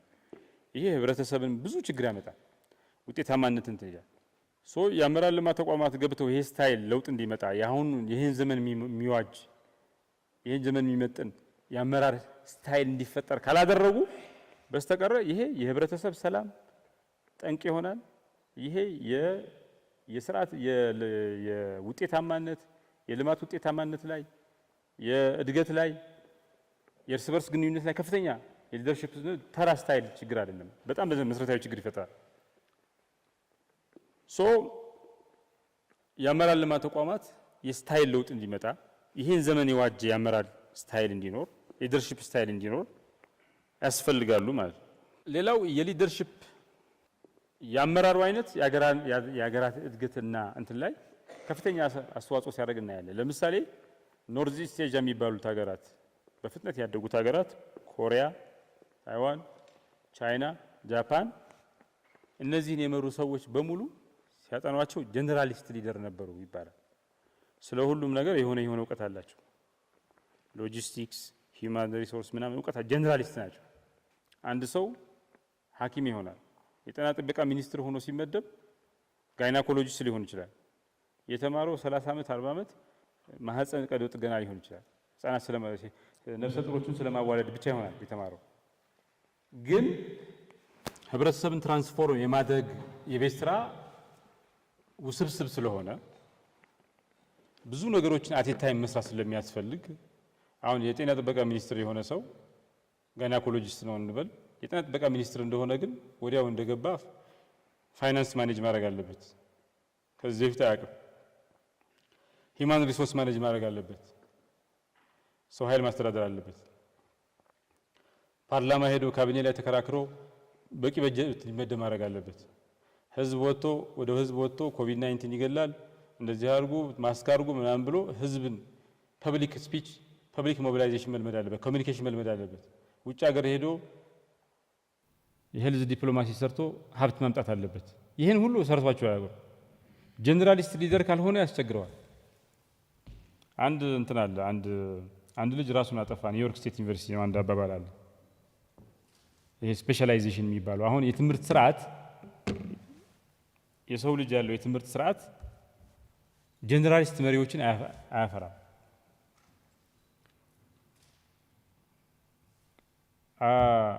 አንድ እስከ 7 ስትማር ለምሳሌ እንበልና ጀነራል ነው። 9ኛ ክፍል ስትገባ አርት ሶሻል ሳይንስ ብለህ ትመርጣለህ። ዩኒቨርሲቲ ስትገባ ሶሻል ሳይንስ ሎው ምናምን ብለህ ማኔጅመንት ብለህ ትመርጣለህ። ማስተር ስትገባ ትጠባለች። ፒኤችዲ ስትገባ አንዲት ነገር ናት። ስፔሻሊስት ነው። ህዝብ ግን ሁሉም ነገር ትራንስፎርም ማድረግ ይጠይቃል። እና አንድ ኒውዮርክ ስቴት ዩኒቨርሲቲ አንድ ልጅ ራሱን አጠፋ። ከዛ ይሄ ሰውዬ ለምን አጠፋ ራሱን ለምን አጠፋ ተብሎ ጥናት ለማለት ፖሊሱ መጣና ቆይ አሻራ ላነሳ ነው የራሱን ያጠፋበትን ገመድ እንዳትነኩ ምናምን ብሎ ኤቪደንስ ይሄ ለፍርድ ቤት የሚቀርብ ማስረጃ መሰብሰብ ጀመረ። ሎየሩ ደግሞ መጣ። ይሄ ሰውዬ ጣሰው የትኛውን ህግ ነው ብሎ ፔናል ኮዱን ማገላበጥ ጀመረ። ሳይኮሎጂስቱ መጣ። ይሄ ልጅ ራሱን ከማጥፋቱ በፊት ምን እያሰበ ነበር? ማስታወሻ ጽፏል? ስልክ ደውሏል? እስኪ ነው ስነ ልቦናውን ለማረጋገጥ ነው። ሶሺዮሎጂስት መጣ። ይሄ ልጅ ራሱን የመጣበት ማህበረሰብ ራስን ስለማጥፋት ያለው አንደርስታንዲንግ ምንድን ነው? የአንድን ሰውዬ ሞት ለመረዳት እንኳን እነዚህ አራቱ ሙያዎች በቂ አልሆኑም። ፖሊሱም፣ ሎየሩም፣ ሶሺዮሎጂስቱም ሳይኮሎጂስቱም በቂ አልሆኑም። እንኳን አገር ማለት የትምህርት ስርዓታችን በሆነች ነገር ላይ ስፔሲፊክ እያደረግን ለመሪነት የሚያበቃ አይደለም። ከመሪነት ጋር በፍጹም ያፋታ ነው። ይህን ካሪክለም የትምህርት ስርዓት ዊክነስ የሚያካክሱ መሪዎችን የሚያበቁ ጀነራሊስት እንዲሆኑ አንድ ነገር ሲያደርጉ ባለሙያም ይሄ ዘከርስ ኦፍ ኖውሌጅ ወይ ደግሞ ይሄ ምንድነው ዘ ታይራኒ ኦፍ ኤክስፐርትስ የሚባለው አንተ የሆነ መስሪያ ቤት ተመድበህ ምንም ማታውቅ ከሆነ ኤክስፐርቱ ይጫወትብሃል። ይሄ ሰውዬ እኮ በቃ የመስሪያ ቤቱ መሪ እኮ አይደለም ኤክስፐርቶች ናቸው ይባላል። ቢኮዝ የማታውቀው ከሆነ ይጫወትብሃል። የሆነ ፕሮፌሽናል ጃርገን ቃል ይጠቀማል፣ ትፈርምበታል፣ አትመራው። ግን if you have a little bit knowledge about everything እንደዛ ይሆን you will be in charge። ግን የትምህርት ስርዓታችን የሥራ መስካችን ምናምን እንደዚህ የሚያደርግ አይደለም። የትምህርት ስርዓቱን ስራ ትማራለህ፣ ስፔሻላይዝ ታደርጋለህ፣ በዛች ሙያ ትመደባለህ፣ ትሰራለህ። ከዛ መሪ የመሆን እድል ይኖርሃል። ይህን ክፍተት መሪ ሰዎችን የሚያዘጋጁ መሪ ከመሆናቸው በፊት የሚያዘጋጇቸው መሪ ከሆኑም በኋላ ይበለጠ ስለ ብዙ ነገር ሲስተሚክ አንደርስታንዲንግ ያላቸው ሰዎች እንዲሆኑ ይላል። መሪነት 3 አይነት ነው አለ የሚባለው። ሰዎች ራሳቸውን ይመራሉ፣ ከዛ ቀጥሎ ተቋምን ይመራሉ፣ ከዛ ቀጥሎ ሶስተኛ ስርዓትን ይመራሉ። ሲስተሚክ ሊደርሺፕ፣ ፐርሰናል ሊደርሺፕ ኦር ሰልፍ ሊደርሺፕ፣ ኦርጋናይዜሽናል ሊደርሺፕ እና ሲስተሚክ ሊደርሺፕ ነው። 3 ነው። የትምህርት እና ኖርዝ ኢስት ሀገሮች እንዲያድጉ በከፍተኛ ፍጥነት ከሌላው ዓለም እነ እንግሊዝ 480 ዓመት የወሰደባቸውን የካፒታሊስት ትራጀክተሪ ግሮዝ ፓስ በ40 ዓመት እና በ50 ዓመት እንዲያሳኩ ያደረጋቸው አንዱ መሪዎቻቸው ጀነራሊስት ስለሆኑ ነው ይባላል። ምን አይነት መሪ እንዳለህ እድገትህን ይወስነዋል፣ ፍጥነትህን ይወስነዋል። if you have a generalist leader በከፍተኛ ፍጥነት ልትጠር ይችላል። if you have የሆነ ስፔሻል አንድ ነገር ብቻ እንትን በታይራኒ ኦፍ ኤክስፐርት መሪ መሆን አይችልም። ኤክስፐርቶቹ ከታች ነው የሚመሩት።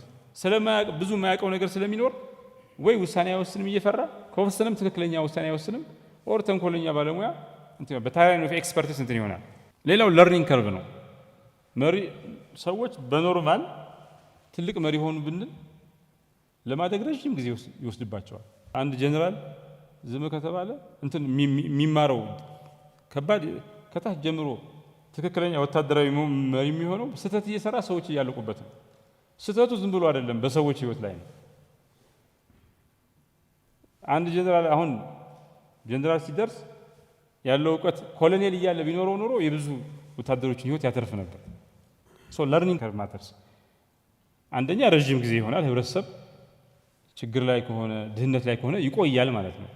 ከችግር መውጫ መንገዱ በረዘመ ቁጥር ችግር ላይ ይቆያል። እንደዛ ብቻ ሳይሆን ችግር ላይ በቆየ ቁጥር ዋጋ ይከፍላል። ለርኒንግ ከርቭ በጣም እንትን ነው። ትምህርት ቤቶች የሚያስፈልጉት ማለት ሊደርሺፕ አካዳሚ ኢንስቲትዩትስ ምናምን የሚያስፈልጉት ለርኒንግ ከርቭን ለማሳጠር ነው። የሰው ልጅ ስህተት ሳይሰራ ከሌሎች ስህተት ከቲዮሪ ምናምን ተምሮ እሱ ቢያንስ አዲስ ስህተት ይሰራል እንጂ የነበረውን ስህተት አይደግምም። ስለተማረ ማለት አዲስ ስህተት ይሰራል። ሌላው ፊውዳሊዝም ከጠፋበት ጊዜ ጀምሮና ዴሞክራሲ የተስፋፋ በመጣበት ኦቶሪታሪያኒዝም አምባገነንነት የጠፋ ዴሞክራሲ እያቆጠቆጠ በመጣበት ጊዜ ሁለት ነገር ተፈጥሯል። አንደኛ ማንም ሰው መሪ መሆን እድል አግኝቷል። ፊውዳሊዝም በእንትን ነበረ፣ በዘር ነበር የሚሆነው። አሁን እንደዛ አይደለም። ሁለተኛ አምባገነን በሆነ መንገድ ስልጣን ያዘ። አሁን በምርጫ ነው። ኤቭሪባዲ ቴዎሬቲካሊ ኤቭሪባዲ እድል አለው። አትሊስት ከዚህ ቀደም ከነበረው ኦባማ የምንም ልጅ አይደለም። ኦባማ ጥቁር አባቱ የሁሴን ልጅ ነው። እንደነ ሉተር እንኳን የዛሬ 5-6 ጀነሬሽን በፊት ወደ አሜሪካ ሄደ። አባት ሰው አይደለም የወለደው። ፈርስት ጀነሬሽን ኬንያን ነው። ከኬንያ ሄዶ ለትምህርት ወልዶ ሮማን ወልዶ ወደ ሀገሩ የተመለሰ ሰው ነው። እንዲያውም እዛም አልኖረም። የዛ ልጅ ነው ፕሬዚደንት ሆነ። ይሄ የአፕዋርድ ሞቢሊቲ አንድ ህብረተሰብ አንድ ሰው ከላይ ወደ ታች እንግሊዞቹ አፕዋርድ ሞቢሊቲ የላቸውም ይባላል። አሪስቶክራሲ ምናምን ፋሚሊ ስለሆነ ለምሳሌ የእንግሊዝ ፕራይም ሚኒስትር ከአንድ ነው ከሁለት ውጭ በሙሉ ኦክስፎርድ የተማሩ ናቸው። የት ትምህርት ቤት መማር ራሱ ማተር ያደርጋል። ሶ አፕዋርድ ሞቢሊቲ ወደ ኦክስፎርድ የምትሄደው ደግሞ የማን ልጅ ስትሆን የሀብታም ልጅ ስትሆን ነው። ብዙ ጊዜ የአሪስቶክራት ፋሚሊ ስትሆን ነው። ሶ አፕዋርድ ሞቢሊቲ የለም ማለት ነው። ድሃ ሆኖ ሀብታም የሆነ ሀብታም ሆኖ ድሃ የሆነ እንትኑ ሞቢሊቲ ሀብታም እዛው ሀብታም የሆነ ይቆያል፣ ድሃውም የተወሰነ ነገር እዛው ሆኖ ይቆያል። አንድ ህብረተሰብ አፕዋርድ አሜሪካ ከፍተኛ የሆነ አፕዋርድ ሞቢሊቲ አለ። የሀብታም ልጅ ድሃ ይሆናል፣ የድሃ ልጅ ሀብታም ይሆናል። አዲስ ሀገር ስለሆነ ማለት ነው። ሶ በዴሞክራሲና አፕዋርድ ሞቢሊቲ ከፍተኛ ሲሆን ምን እድል ፈጥሯል? ለመሪነት ያዘጋጁ ከዚህ ቀደም በትውልዳቸው የንጉስ ልጅ ከሆነ አልጋ ወራሽ ተብሎ ከልጅነቱ ጀምሮ ከ5 ከ6 ዓመት ጀምሮ የሚያስተምረው ፊሎሶፈር ተቀጥሮለት ምናምን ሰው አድቫይዘር ተቀጥሮለት እንትን ነው በየቀኑ መራለሁ ብሎ በቃ ነገ ጠዋት አባቴ እንደዚህ ሲሆን እኔ መራለሁ እያለ ነው የሚዘጋጀው። አሁን ከሆነ ገጠር መጥተህ መሪ ልትሆን ነው። መጀመሪያውኑ አስቦ የሚያሰለጥን ሰው የለም ምናምን የለም። አባት የሚመድብልህ እንትን አልጋ ወራሽ ልጅ አይደለም፣ አልጋ ወራሽ አይደለም፣ የንጉስ ልጅ አይደለም። እንደዚህ አይነት ሰዎችን ሊዘጋጁ የሚችሉት በትምህርት ነው። እንደዚህ አይነት የሚያዘጋጁ ትምህርት ቤቶች ናቸው። እንደዚህ አይነት አካዳሚዎች ናቸው። ይህን የሰው ልጅ ያገኘውን እድል ከፍተኛ የሆነ አፕዋርድ ሞቢሊቲ ሀብታሞቹ ሀብታም ድሃዎቹ ድሃ ሆነው የሚቀሩበት ስርዓት እየቀረ ሀብታሞቹ ሀብታም ሆነው የሚቀጥሉት ለሀብታምነት የሚያስፈልገው ኢቲክስ እስካሟሉ ድረስ ነው። ጽናት እስካሟሉ ድረስ ነው። የሀብታም ልጅ ሆነ ድሃ ልትሆን ትችላለህ። የድሃ ልጅ ሆነ ጠንካራ ሰራተኛ ከሆንክ ከለፋ የሀብታም ልጅ ትሆን ትችላለህ። የድሃ ልጅ በመሆንህ ብቻ አባትና እናት የድሃ ልጅ ስለሆኑ ድሃ ሰፈር ስለተወለድክ ድሃ ሆነህ አትቀርም። ከፍተኛ ሞቢሊቲ አለ። መሪም እንደዛ የንጉስ ልጅ ስላልሆንክ መሪ መሆን ማለት ነው። ይከም ቢያ ሊደር ይሄ እድል ነው። በሌላ መልኩ ደግሞ ግን ፈተና ነው። በምንም መልኩ ለመሪነት ላይ ሰርተው የማያውቁ ምናምን ቤተሰቦቻቸው ሰርተው የማያውቁ ምናምን ስለ መሪነት ሳይሆን ስለ ግብርና ስለ ጤፍ ምናምን የተወራ ካደገበት ፋሚሊ መጥቶ ከዛ መሪ ሲሆን እንዴት የት ያምጣዋል? ዘንድ ዳትስ ዌር እንደዚህ አይነት ፎከስ ሆኖ የሚሰሩ ሰዎችን ለመሪነት የሚያበቁ ተቋማት ኢምፖርታንት የሚሆኑት ማለት ነው። የትምህርት ስርዓቱ የስራ ባህሪው የምንሰራበት ስራ የጃፓንና የአሜሪካ ልዩነት ጃፓን አሜሪካ ዲስኪሊንግ ኦፍ ሌበሩ ዲስኪልድ ነው ይባላል። አንዲት መኪና ፋብሪካ ላይ አሜሪካዊ ብሎን ይገጥማል። የሚገጥም ከሆነ ሰው እሷን ብሎን ነው የሚገጥመው። ወጥቶ ስሞል ቢዝነስ ማቋቋም አይችልም። ቢኮዝ ስሞል ቢዝነስ የራስ ቢዝነስ መክፈት ብሎን መቅጠም አይደለም፣ ቢዝነስ ራን ማድረግ ይጠይቃል። ሌበሩ ዲስኪልድ ነው፣ ለመቀጠር ነው እንትን የሚለው። ጃፓን ውስጥ ግን ስኪልድ ነው። ፋይናንስ ይማራል፣ አካውንቲንግ ይማራል፣ ማኔጅመንት ይማራል። ሙሉ ሰው እንዲሆን ይደረጋል። በዛች ሙያ ሄዶ የሆነች ነገር ከፍቶ ጃፓን የትልልቅ ካምፓኒዎችና የትንሽ ካምፓኒዎች አገር ትባላለች። ሁለቱም ባላንስ ያደረገች ቶዮታ ምናምን የሚባሉ ሆንዳ ምናምን የሚባሉ ካምፓኒዎች አሉ። እነዚህ ደግሞ እቃዎች ከትንንሽ ካምፓኒዎች እቃ ይወስዱና አብረው አንድ ላይ አድርገው ይሰሩታል። የአሜሪካ ኤሎን ማስክ ግን ፋብሪካ ሁሉን ነገር ራሱ ነው የሚያመርተው፣ ከማንም አይቀበልም። ማሽን ነው አብዛኛው የሚሰራው። አሜሪካ ውስጥ የምትማረው ለመቀጠር ነው። ጃፓን ውስጥ የምትማረው የራስ ለመቀጠርም ከተቻለ ካልሆነም መቀጠርም የራሱን ስራ መያዝ ይችላል። ስኪልድ ነው ሌበር። ዲስኪሊንግ ኦፍ ሌበር እና ስኪሊንግ ኦፍ ሌበር ይላል። ይሄ ትምህርት ስርዓት ከዛ የምትይዘውን ስራ ወስኗል። የትምህርት ስርዓታችንን ምንሰራው ስራም ለመሪነት አያዘጋጅም። ይሄን ዲቫይድ ይሄን ጋፕ የሚሞላ ስርዓት ያስፈልጋል፣ አሰራር ያስፈልጋል። የአመራር አካዳሚው ስራ ይሄ ነው። የአመራር ልማት አካዳሚዎች ጥሩ ከሰሩ ተአምር ይፈጥራሉ፣ ካልሰሩ ደግሞ የጥፋት ምንጭ ናቸው። በትክክለኛ መንገድ መሪዎችን ከቀረጹ መሪዎችን ወደ ቀናው መንገድ ይመራሉ። በመጥፎ መንገድ ከቀረጹ ጉዳት ያስከትላሉ። ስራቸውን ካልሰሩ ጄኔሬሽን ትውልድን ይበድላሉ። የአመራር ልማት ልዩነት ያመጣል። በደንብ ካልተሰራ ደግሞ ችግር ያመጣል። ይሄን ደግሞ የሚያባብሰው ነገር ጊዜው ነው። አሁን ጊዜው ፈጣን ነው። ቴክኖሎጂ ፈጣን ነው። ኤቭሪዴይ አሁን ሞባይል እንደው አሁን ሳምሰንግ ወይ አይፎን ሞባይላችሁን እስኪ በገዛችሁ በአመት አንዴ ሁለቴ ነው አይደል የሚቀየረው። በቃ ይሄኛው ሳምሰንግ 16 15 ከ16 ይለያል።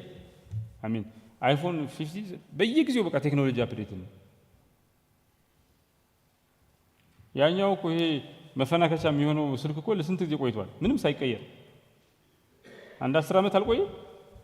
አሁን ግን ኤቭሪ ይር there's a new product ሁሉ ነገር ይቀየራል። ፍሪጅ፣ ቴሌቪዥን ኤቭሪቲንግ ኤቭሪ ይር there is a new thing።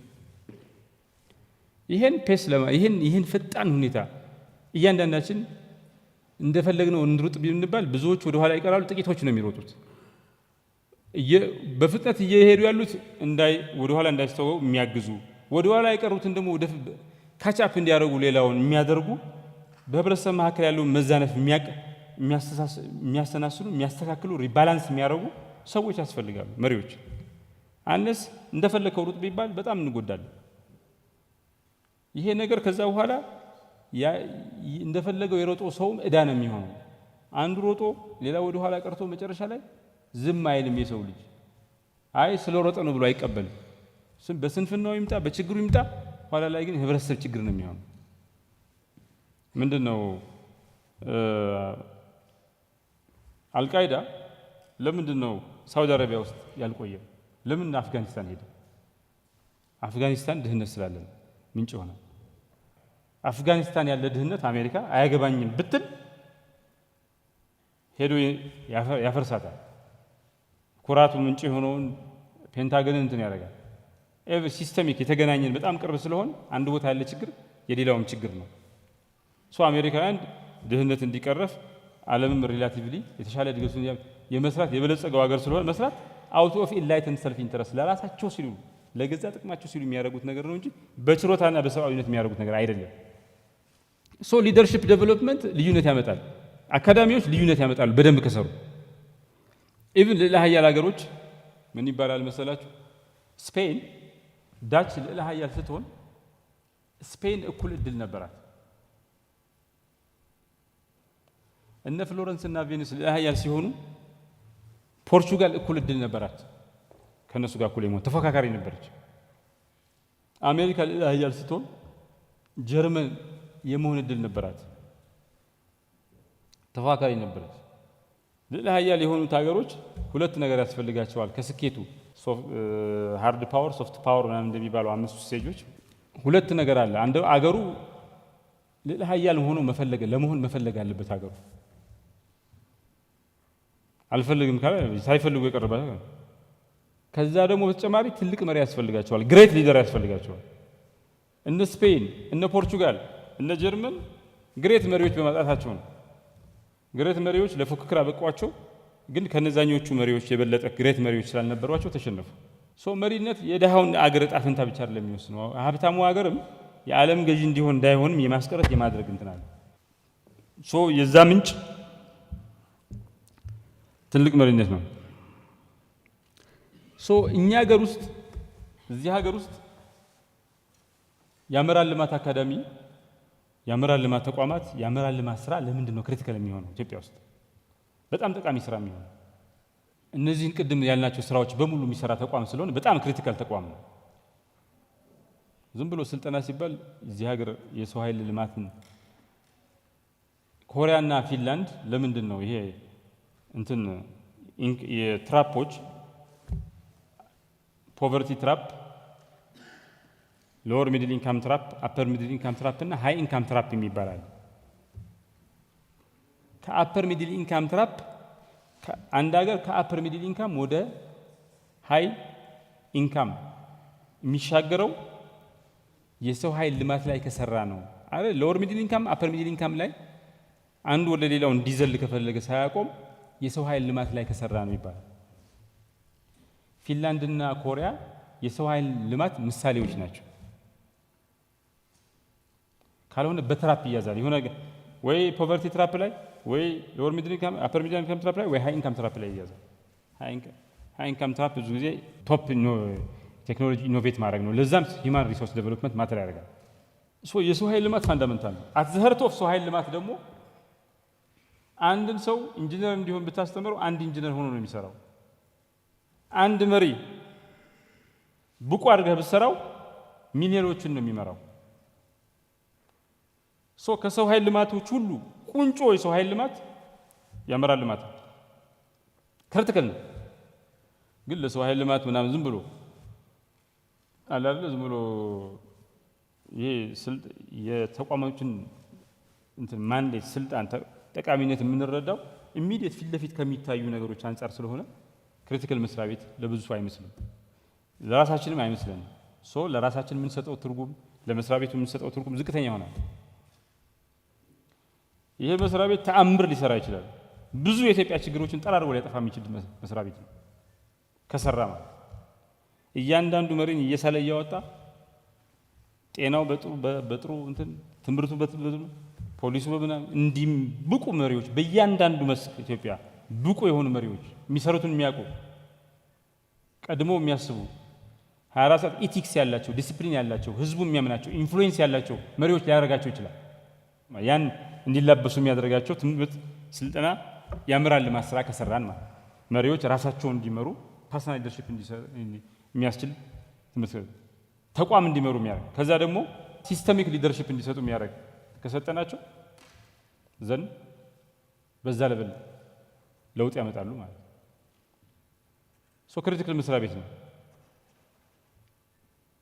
ይሄ ክሪቲካል መስሪያ ቤት እንዴት ነው ምን ቢሰራ ነው እንትን የሚለው ብትሉ የመጀመሪያ ነገር መጀመሪያ የተሰጠው ማንዴት ጥንቅቅ አድርጎ መስራት አለበት። ትልቅ ማንዴት ነው። የአመራር ልማት ስራ ይሰራል። ኔሽን ቢልዲንግ ስቴት ቢልዲንግ ኔሽን ቢልዲንግ ሊያደርጉ የሚችሉ ሀሳቦችን ያዋጣል። አይዲያ ጀነሬሽን ሴንተርም ነው። ብዙ ማንዴቶች አሉ ያልተሰሩ። የአመራር ኮምፒተንሲ ፍሬምወርክ መስራት አለበት። ይህ መስሪያ ቤት አውትላየር ኢንስቲትዩሽን ነው። በአንድ በኩል የአመራር ሽልማት ስርዓት መስራት ይችላል። አመራርን የአፈጻጸም ይለካል፣ ያበቃል። የውይይት የክርክር ማዕከል ሆኖ ያገለግላል። የሚሰራው ለኢትዮጵያ ሰዎች ራሳቸውን እንዲመሩ ያበቃል። ተቋም እንዲመሩ፣ አገር እንዲመሩ፣ አህጉር እንዲመሩ እንትን ይላል። ስኮፑ ትልቅ ነው። የኢትዮጵያ ብቻ አይደለም፣ የአፍሪካ ብቻ አይደለም፣ ሁሉንም ይመለከተዋል። የሚገኘው አፍሪካ ህብረት እንትን ያለችበት ሄድኳርተር የሆነችበት አዲስ አበባ ላይ ነው። ይሄ ዝም ብሎ ምኞት እንዳይሆን በተግባርም ሊሰራበት የሚችል ያደርገዋል። አውትላየር ኢንስቲትዩሽን ነው። እንደዚህ አይነት በጂኦግራፊ ኢትዮጵያንም አፍሪካን የሚያካትት ተቋም የለንም። የተሰጠው ስራ ክሪቲካል ነው። የተሰጠው ስራ ብዙ ነው። ማንዴቱ ብዙ ነው። እንደገና ደግሞ የችግራችን ሀገራዊ ችግራችን የሚፈታ ወይም ካልተሰራ ሊያባብስ የሚችል ማንዴት ነው። በጣም ክሪቲካል ማንዴት ነው። አዝ ሪዛልት አውትላየር ኢንስቲትዩሽን ነው። ይህ መስሪያ ቤት ትልቅ ጸጋ አለው። አሁን ይህን ህንፃ ይዩት። በጣም የሚገርም ነው። ህንፃውን በዳቮስ የምትባለዋ ቦታ ምንም ነገር አልነበረ። ተራራዋ እንትኑ በረዶ አቀማመጧ ነው ትልቁ እንት ነው። ይሄን የመሰለ አሁን አየሩን እስኪ አይከፈልበትም። ሌላ ሀገር ቢሆን ኖሮ የሚገርም አየር ነው ያለው። ከዚህ ከአዲስ አበባ 26 ኪሎ ሜትር ነው፣ ግን ተራራው ጫካው ምኑ 500 ኪሎ ሜትር ሄዳችሁ አታገኙትም። በቀጥታ ብትሄዱ የትም ቦታ ከአዲስ አበባ 26 ኪሎ ሜትር ነው፣ ግን አንድ ከተማ የሚኖር ሰው ከከተማ መራቅ ይፈልጋል። እስኪ አዲስ አበባ ሀረርጌ፣ ወደዚህ ወደ ወለጋ፣ ወደዚህ ወደ ደሴ፣ ወደ ምናምን ንዱ ነድቼ አውቃለሁ፣ ሄጄ አውቃለሁ በስራ ምክንያት። እንደዚህ አይነት ጫካ 500 ኪሎ ሜትር ብትሄዱ አታገኙ። እዚች ግን 20 ምናምን ኪሎ ሜትር ነው የምታገኙ። አንድ ከተማ የሚኖር ሰው የከተማ ህይወት ይሰለቸዋል ይባላል። ወጣ ብሎ አየር፣ ተራራ፣ ጫካ ማየት ይፈልጋል። ዩ ሃቭ ኤቭሪቲንግ ሂር። ዳቮስ ያላትን ነገር ሁሉ አለ። በጣም ምርጥ ወይዘር አለ። ይህን የመሰለ ማጀስቲክ ቢልዲንግ የአፍሪካ ህብረትን የዚህ ህንፃ ዲዛይን የአፍሪካ ህብረትን ይበልጣል ይላሉ። ዲዛይን ሳይሆን ጥራት፣ ህንፃ የተሰራበት ጥራት የአፍሪካ ህብረት ነው። ዊ ሃቭ እንትን ለመነሻ የሚሆን በጣም አሪፍ ወይዘር፣ አሪፍ አቀማመጥ አለ። ምርጥ ህንፃ አለ። ሰው ጋር ማገናኘት ነው።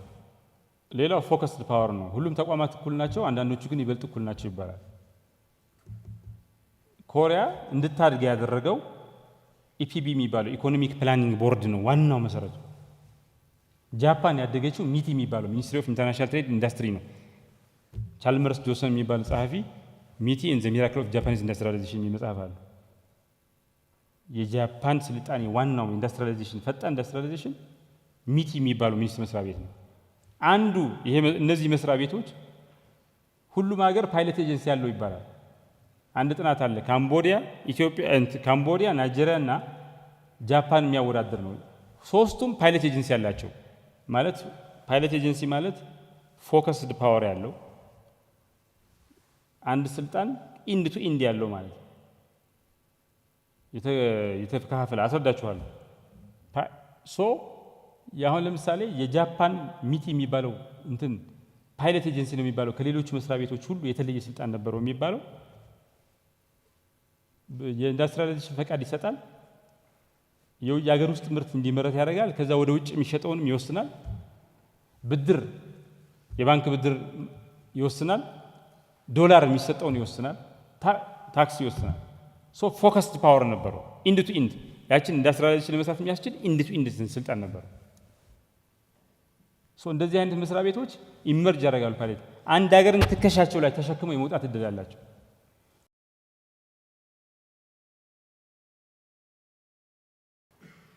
ያደጉ ሀገሮች ሁሉ ብዙዎቹ ተቋሞቻቸው የወደቁ ነው የነበሩት። አሞንግ ስዋምፕስ ኦፍ ኢንስቲቱሽናል ፌሊየር ከወደቁ ተቋማት መካከል ክሪቲካል የሆኑ ተቋማት ግን ምርጥ ይሆናሉ።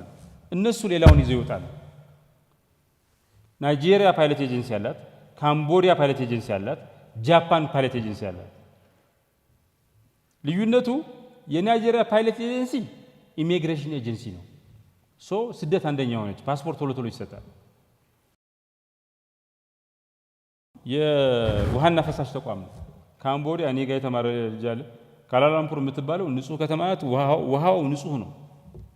እንትና የጃፓን ፓይለት ኤጀንሲ ግን ኢንዱስትሪያላይዜሽን ኢንተርናሽናል ትሬድ የሚመራው መስሪያ ቤት ሆነ። ኢኮኖሚውን ቀየረው።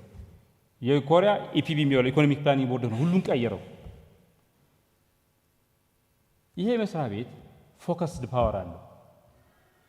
አመራሮችን ማሰልጠን ይችላል፣ ማልማት ይችላል። ከዛ በኮንቲንጀንሲ ፍሬምወርክ አውጥቶ መለካት ይችላል። ከዛ መሸለም ይችላል። ከዛ መጥቶ ደግሞ በአይዛደን ሪሰርች ይችላል። እነዚህ ኢንድ ቱ ኢንድ ፓወር ፎከስድ ፓወር ነው።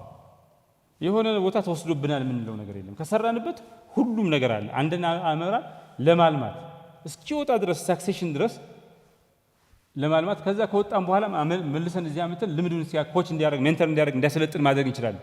we have focused power። ይሄ ፎከስድ ፓወር እንደ ሚቲ ሰዎች ሆነን ከተጠቀምንበት አገርን እንቀይርበታለን።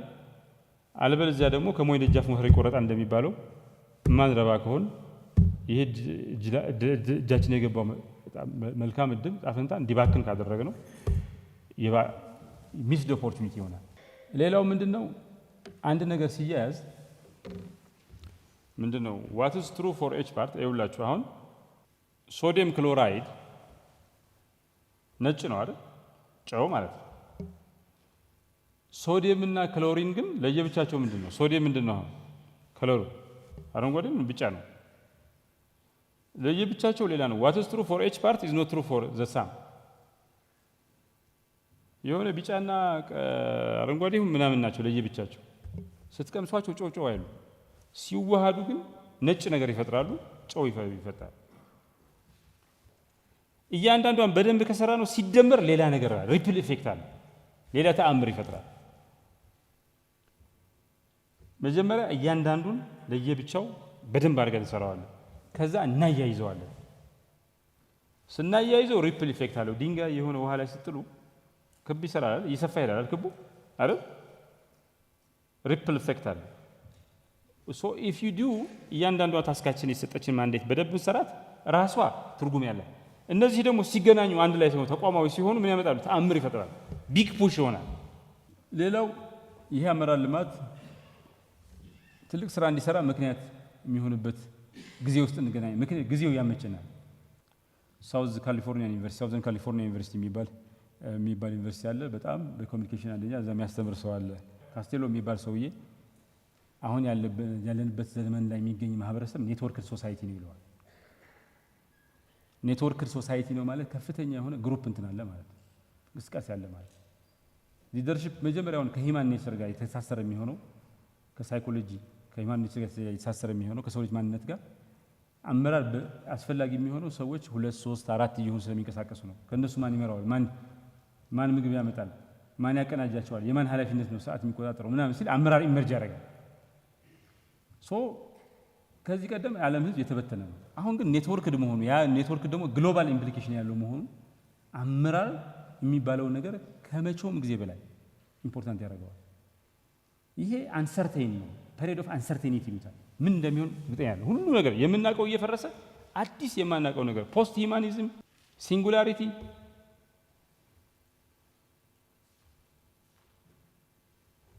ምናምን የሚባል ነገር እየመጣ ነው። ደረሰው ዲጂታል ኢሞርታሊቲ ኦል ዚስ አንኖንስ አንሰርቴኒቲ ነው። ይህን አንሰርቴኒቲ ናቪጌት የምናደርገው አንሰርቴኒቲው ከሌላው በተሻለ መንገድ የሚረዱና የሚያውቁ ኢንላይት እንዲሆኑ ሰዎች ዘመናቸውን አሻግረው የሚያዩ በፓወር ኦፍ ኢማጂኔሽን ምክንያት ዛሬ ተሻግረው እንደነ ሉተር የዛሬ 60 ዓመት ኦባማ ፕሬዝዳንት የሆነው ከ60 ነው ከ40 ዓመት በኋላ ነው ከሉተር ንግግር። ሉተር ያን ነገር በሚናገርበት ሰዓት አጠገቡ ሰዎች የታሰሩ ነው፣ የተገደሉ ነው። ጥቁርነት ወንጀልነት ነው፣ በቃ የተጻፈ ወንጀልነት ነው። if you are black you are destined to be killed, you are destined to go to hell, you are destined to go to እንትን እስር ቤት። በቃ ጥቁርነት ወንጀል ነው። እንደዛ ሆነ ድቅድቅ ጨለማ ባለበት አጠገቡ የሚታገሉ ሰው እሱ በጣም ፖፑላር ስለሆነ ስለከበደ አጠገቡ የሚታገሉ ሰው በየቀኑ እየሞቱ ባለበት ጊዜ ተሻግሮ 60 40 ዓመት አይ ሃቭ አ ድሪም ብሎ ተናገረ። መሪዎች ይሻገራሉ። ዛሬ ያለ ችግር መከራን ምናምን ድቅድቅ ጨለማን በትንሽ የብርሃን ፍዳቂ አይተው ረጅም ጊዜ ህብረተሰባቸውን የሚያራምድ እንትን ጥቁሮች ከዛ በኋላ አይ ሃቭ ዘ ድሪም የሚባለው የሉተር ንግግር ነዳጅ ሆኗቸው ለዛ ኦባማ ሲመጣ መጨረሻ ላይ ሪያላይዝ አደረገ። ሊደርስ አር ዚስ አንሰርቴን ታይምስ። ይሄ በጣም አስቸጋሪ የሆነ የማይታወቅ ዘመን የሰው ልጅ ጨለማ ላይ እንደመተኮስ ዝም ብሎ ጨለማ ላይ የተኮሰ ወንድሙን እያቆሰለ ምናምን ጠላት ገላለሁ ብሎ ወይ ደግሞ ፊሽንግ ኤክስፔዲሽን እንደሚባለው አሳ ስታጠምዱ ምን ይዛችሁ እንደምትወጡ አይታወቅም።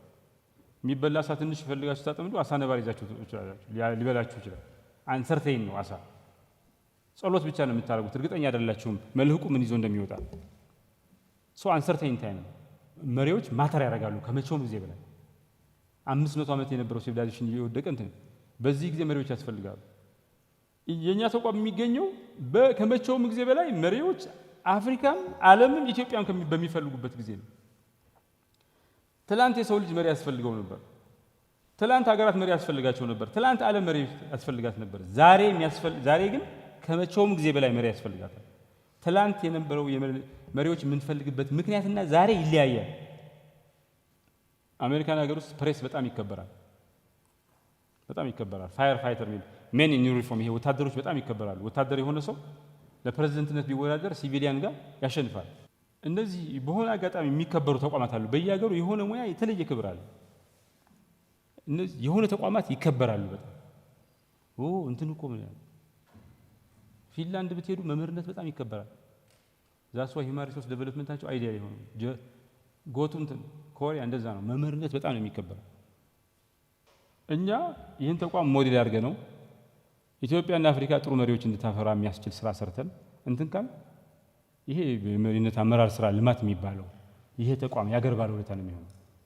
ነገ ጠዋት የልጆቻችን ይዘን እንደው ፈጣሪ ሰጥቶን እድሜው ሰጥቶን ወክ ስናደርግ ይኸው እዚህ ላይ እንደዚህ ታሪክ ሰራን እንደዚህ ያደረግን ለምናወራው ለትውልድ የምንተርከው በትውልዶች መካከል በዘመናት መካከል የተለየ ስፍራሚያ ባለውለታ የሆነ ተቋም ባለውለታ የሆነ ትውልድ ባለውለታ የሆነ ሰራተኛ የሚያስብለን የተለየ እድል አለ ከሰራ ነው ማለት ነው።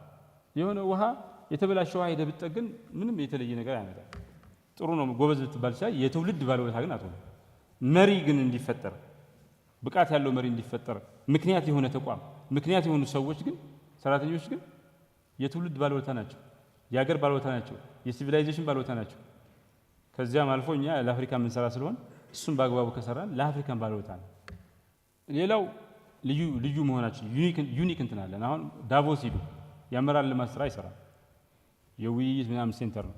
እኛ የዳቮስ ባህሪ ያለ የአመራር ልማት ስራ እንሰራለን። ኮሪያ ውስጥ ያለው የአመራር ልማት አካዳሚ ኮምፒተንሲ ፍሬምወርክ አይሰራ፣ ሌላ ተቋም አለው ይህን የሚሰራ። ዩኒክ ባህሪ ያለን ብዙ ተቋማት የሌላቸውን ብዙ የኢትዮጵያ ብቻ አይደለም የሚመለከተን የአፍሪካ ምን ሰራለን ብለናል።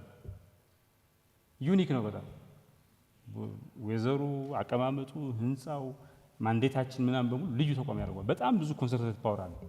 ይሄን ለቨሬጅ ካደረግነው እድል ሊሆን ይችላል። ይሄ ዘመን ዘ ኤንድ ኦፍ ሊደርሺፕ ይባላል። ምንድነው? በመሪዎችና በተከታዮች መካከል ያለው ጋፕ እየጠበበ ነው። ቢኮዝ ኦፍ ዴሞክራታይዜሽን ኦፍ ናውሌጅ። የአመራር ልማት የሚሰሩ ተቋማት ደግሞ ይህን መሪዎች በዚህ ጊዜ የሚያስፈልጋቸውን ስኪል እንዲኖራቸው የሚያደርግ ስራ እየሰሩ አይደለም። ሶ ዘ ኤንድ ኦፍ ሊደርሺፕ አዚ የምናውቀው አይነት አመራር እየወደቀ ነው።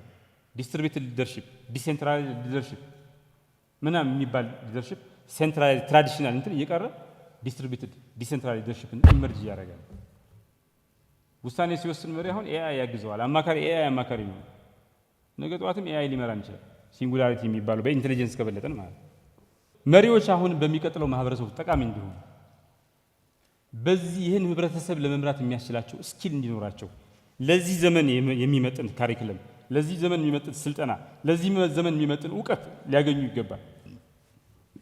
ቀደም እንዳልኳችሁ የሊደርሺፕ ስታይል ኮማንድ ኤንድ ኮንትሮል እንትን የኢንዱስትሪያል ሪቮሉሽን የዛሬ 200-300 ዓመት የነበረ ሊደርሺፕ ስታይል ነው። አሁንም ግን ዋነኛው ስታይል ነው በዓለም ውስጥ። ሰው ግን በሰውና በመሪ መካከል ያለው ግን በፎሎወርና በሰው መካከል የሰው ልጅ እንትን በከፍተኛ ደረጃ ኢቮልቭ አድርጓል። ሊደርሺፕ ስታይሉ አይመጣጠንም። ይሄ ለውጥ ያስፈልገዋል። ሌላው ሪፎርም ስኬሊንግ አፕና ትራንስፎርሜሽን ፕሮግራም ሪፎርም ያመጣልን እንትን አለ። ክላሪቲ ኦፍ አይዲያ አለን። አሁን ጨለማ ላይ የምንተኩስ እንትን አለ። 2500 ፔጅ ጻፈ ጽሁፍ አለ።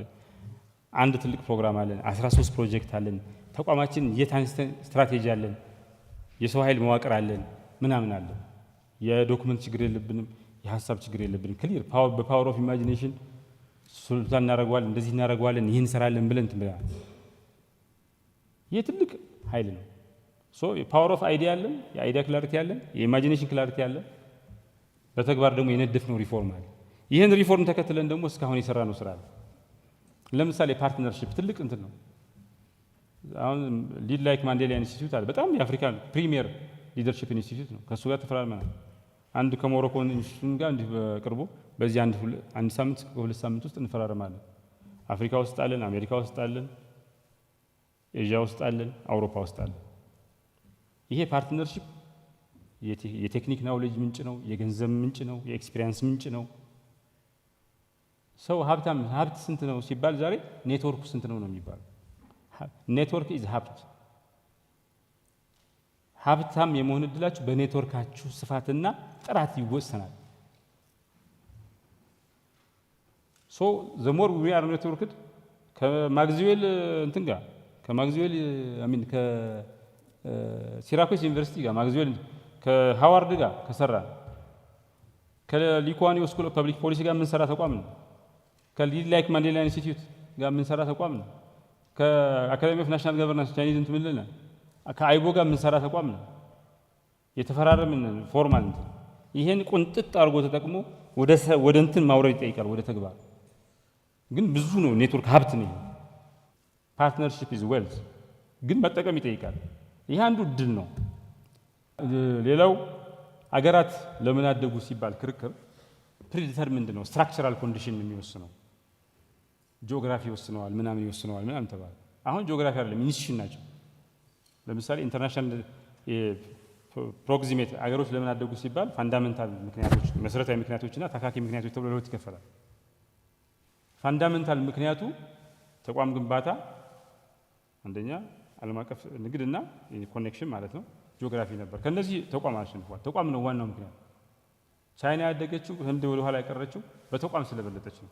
ሳውዝ ኮሪያ ያደገችው ኖርዝ ኮሪያ ወደ ኋላ የቀረችው አብረው እዛው ነው፣ አፋፍ ነው። ጂኦግራፊያቸው ተመሳሳይ ነው። እንዲያውም የኖርዝ ኮሪያ ይበልጣል ኃይሏ አቅሟ።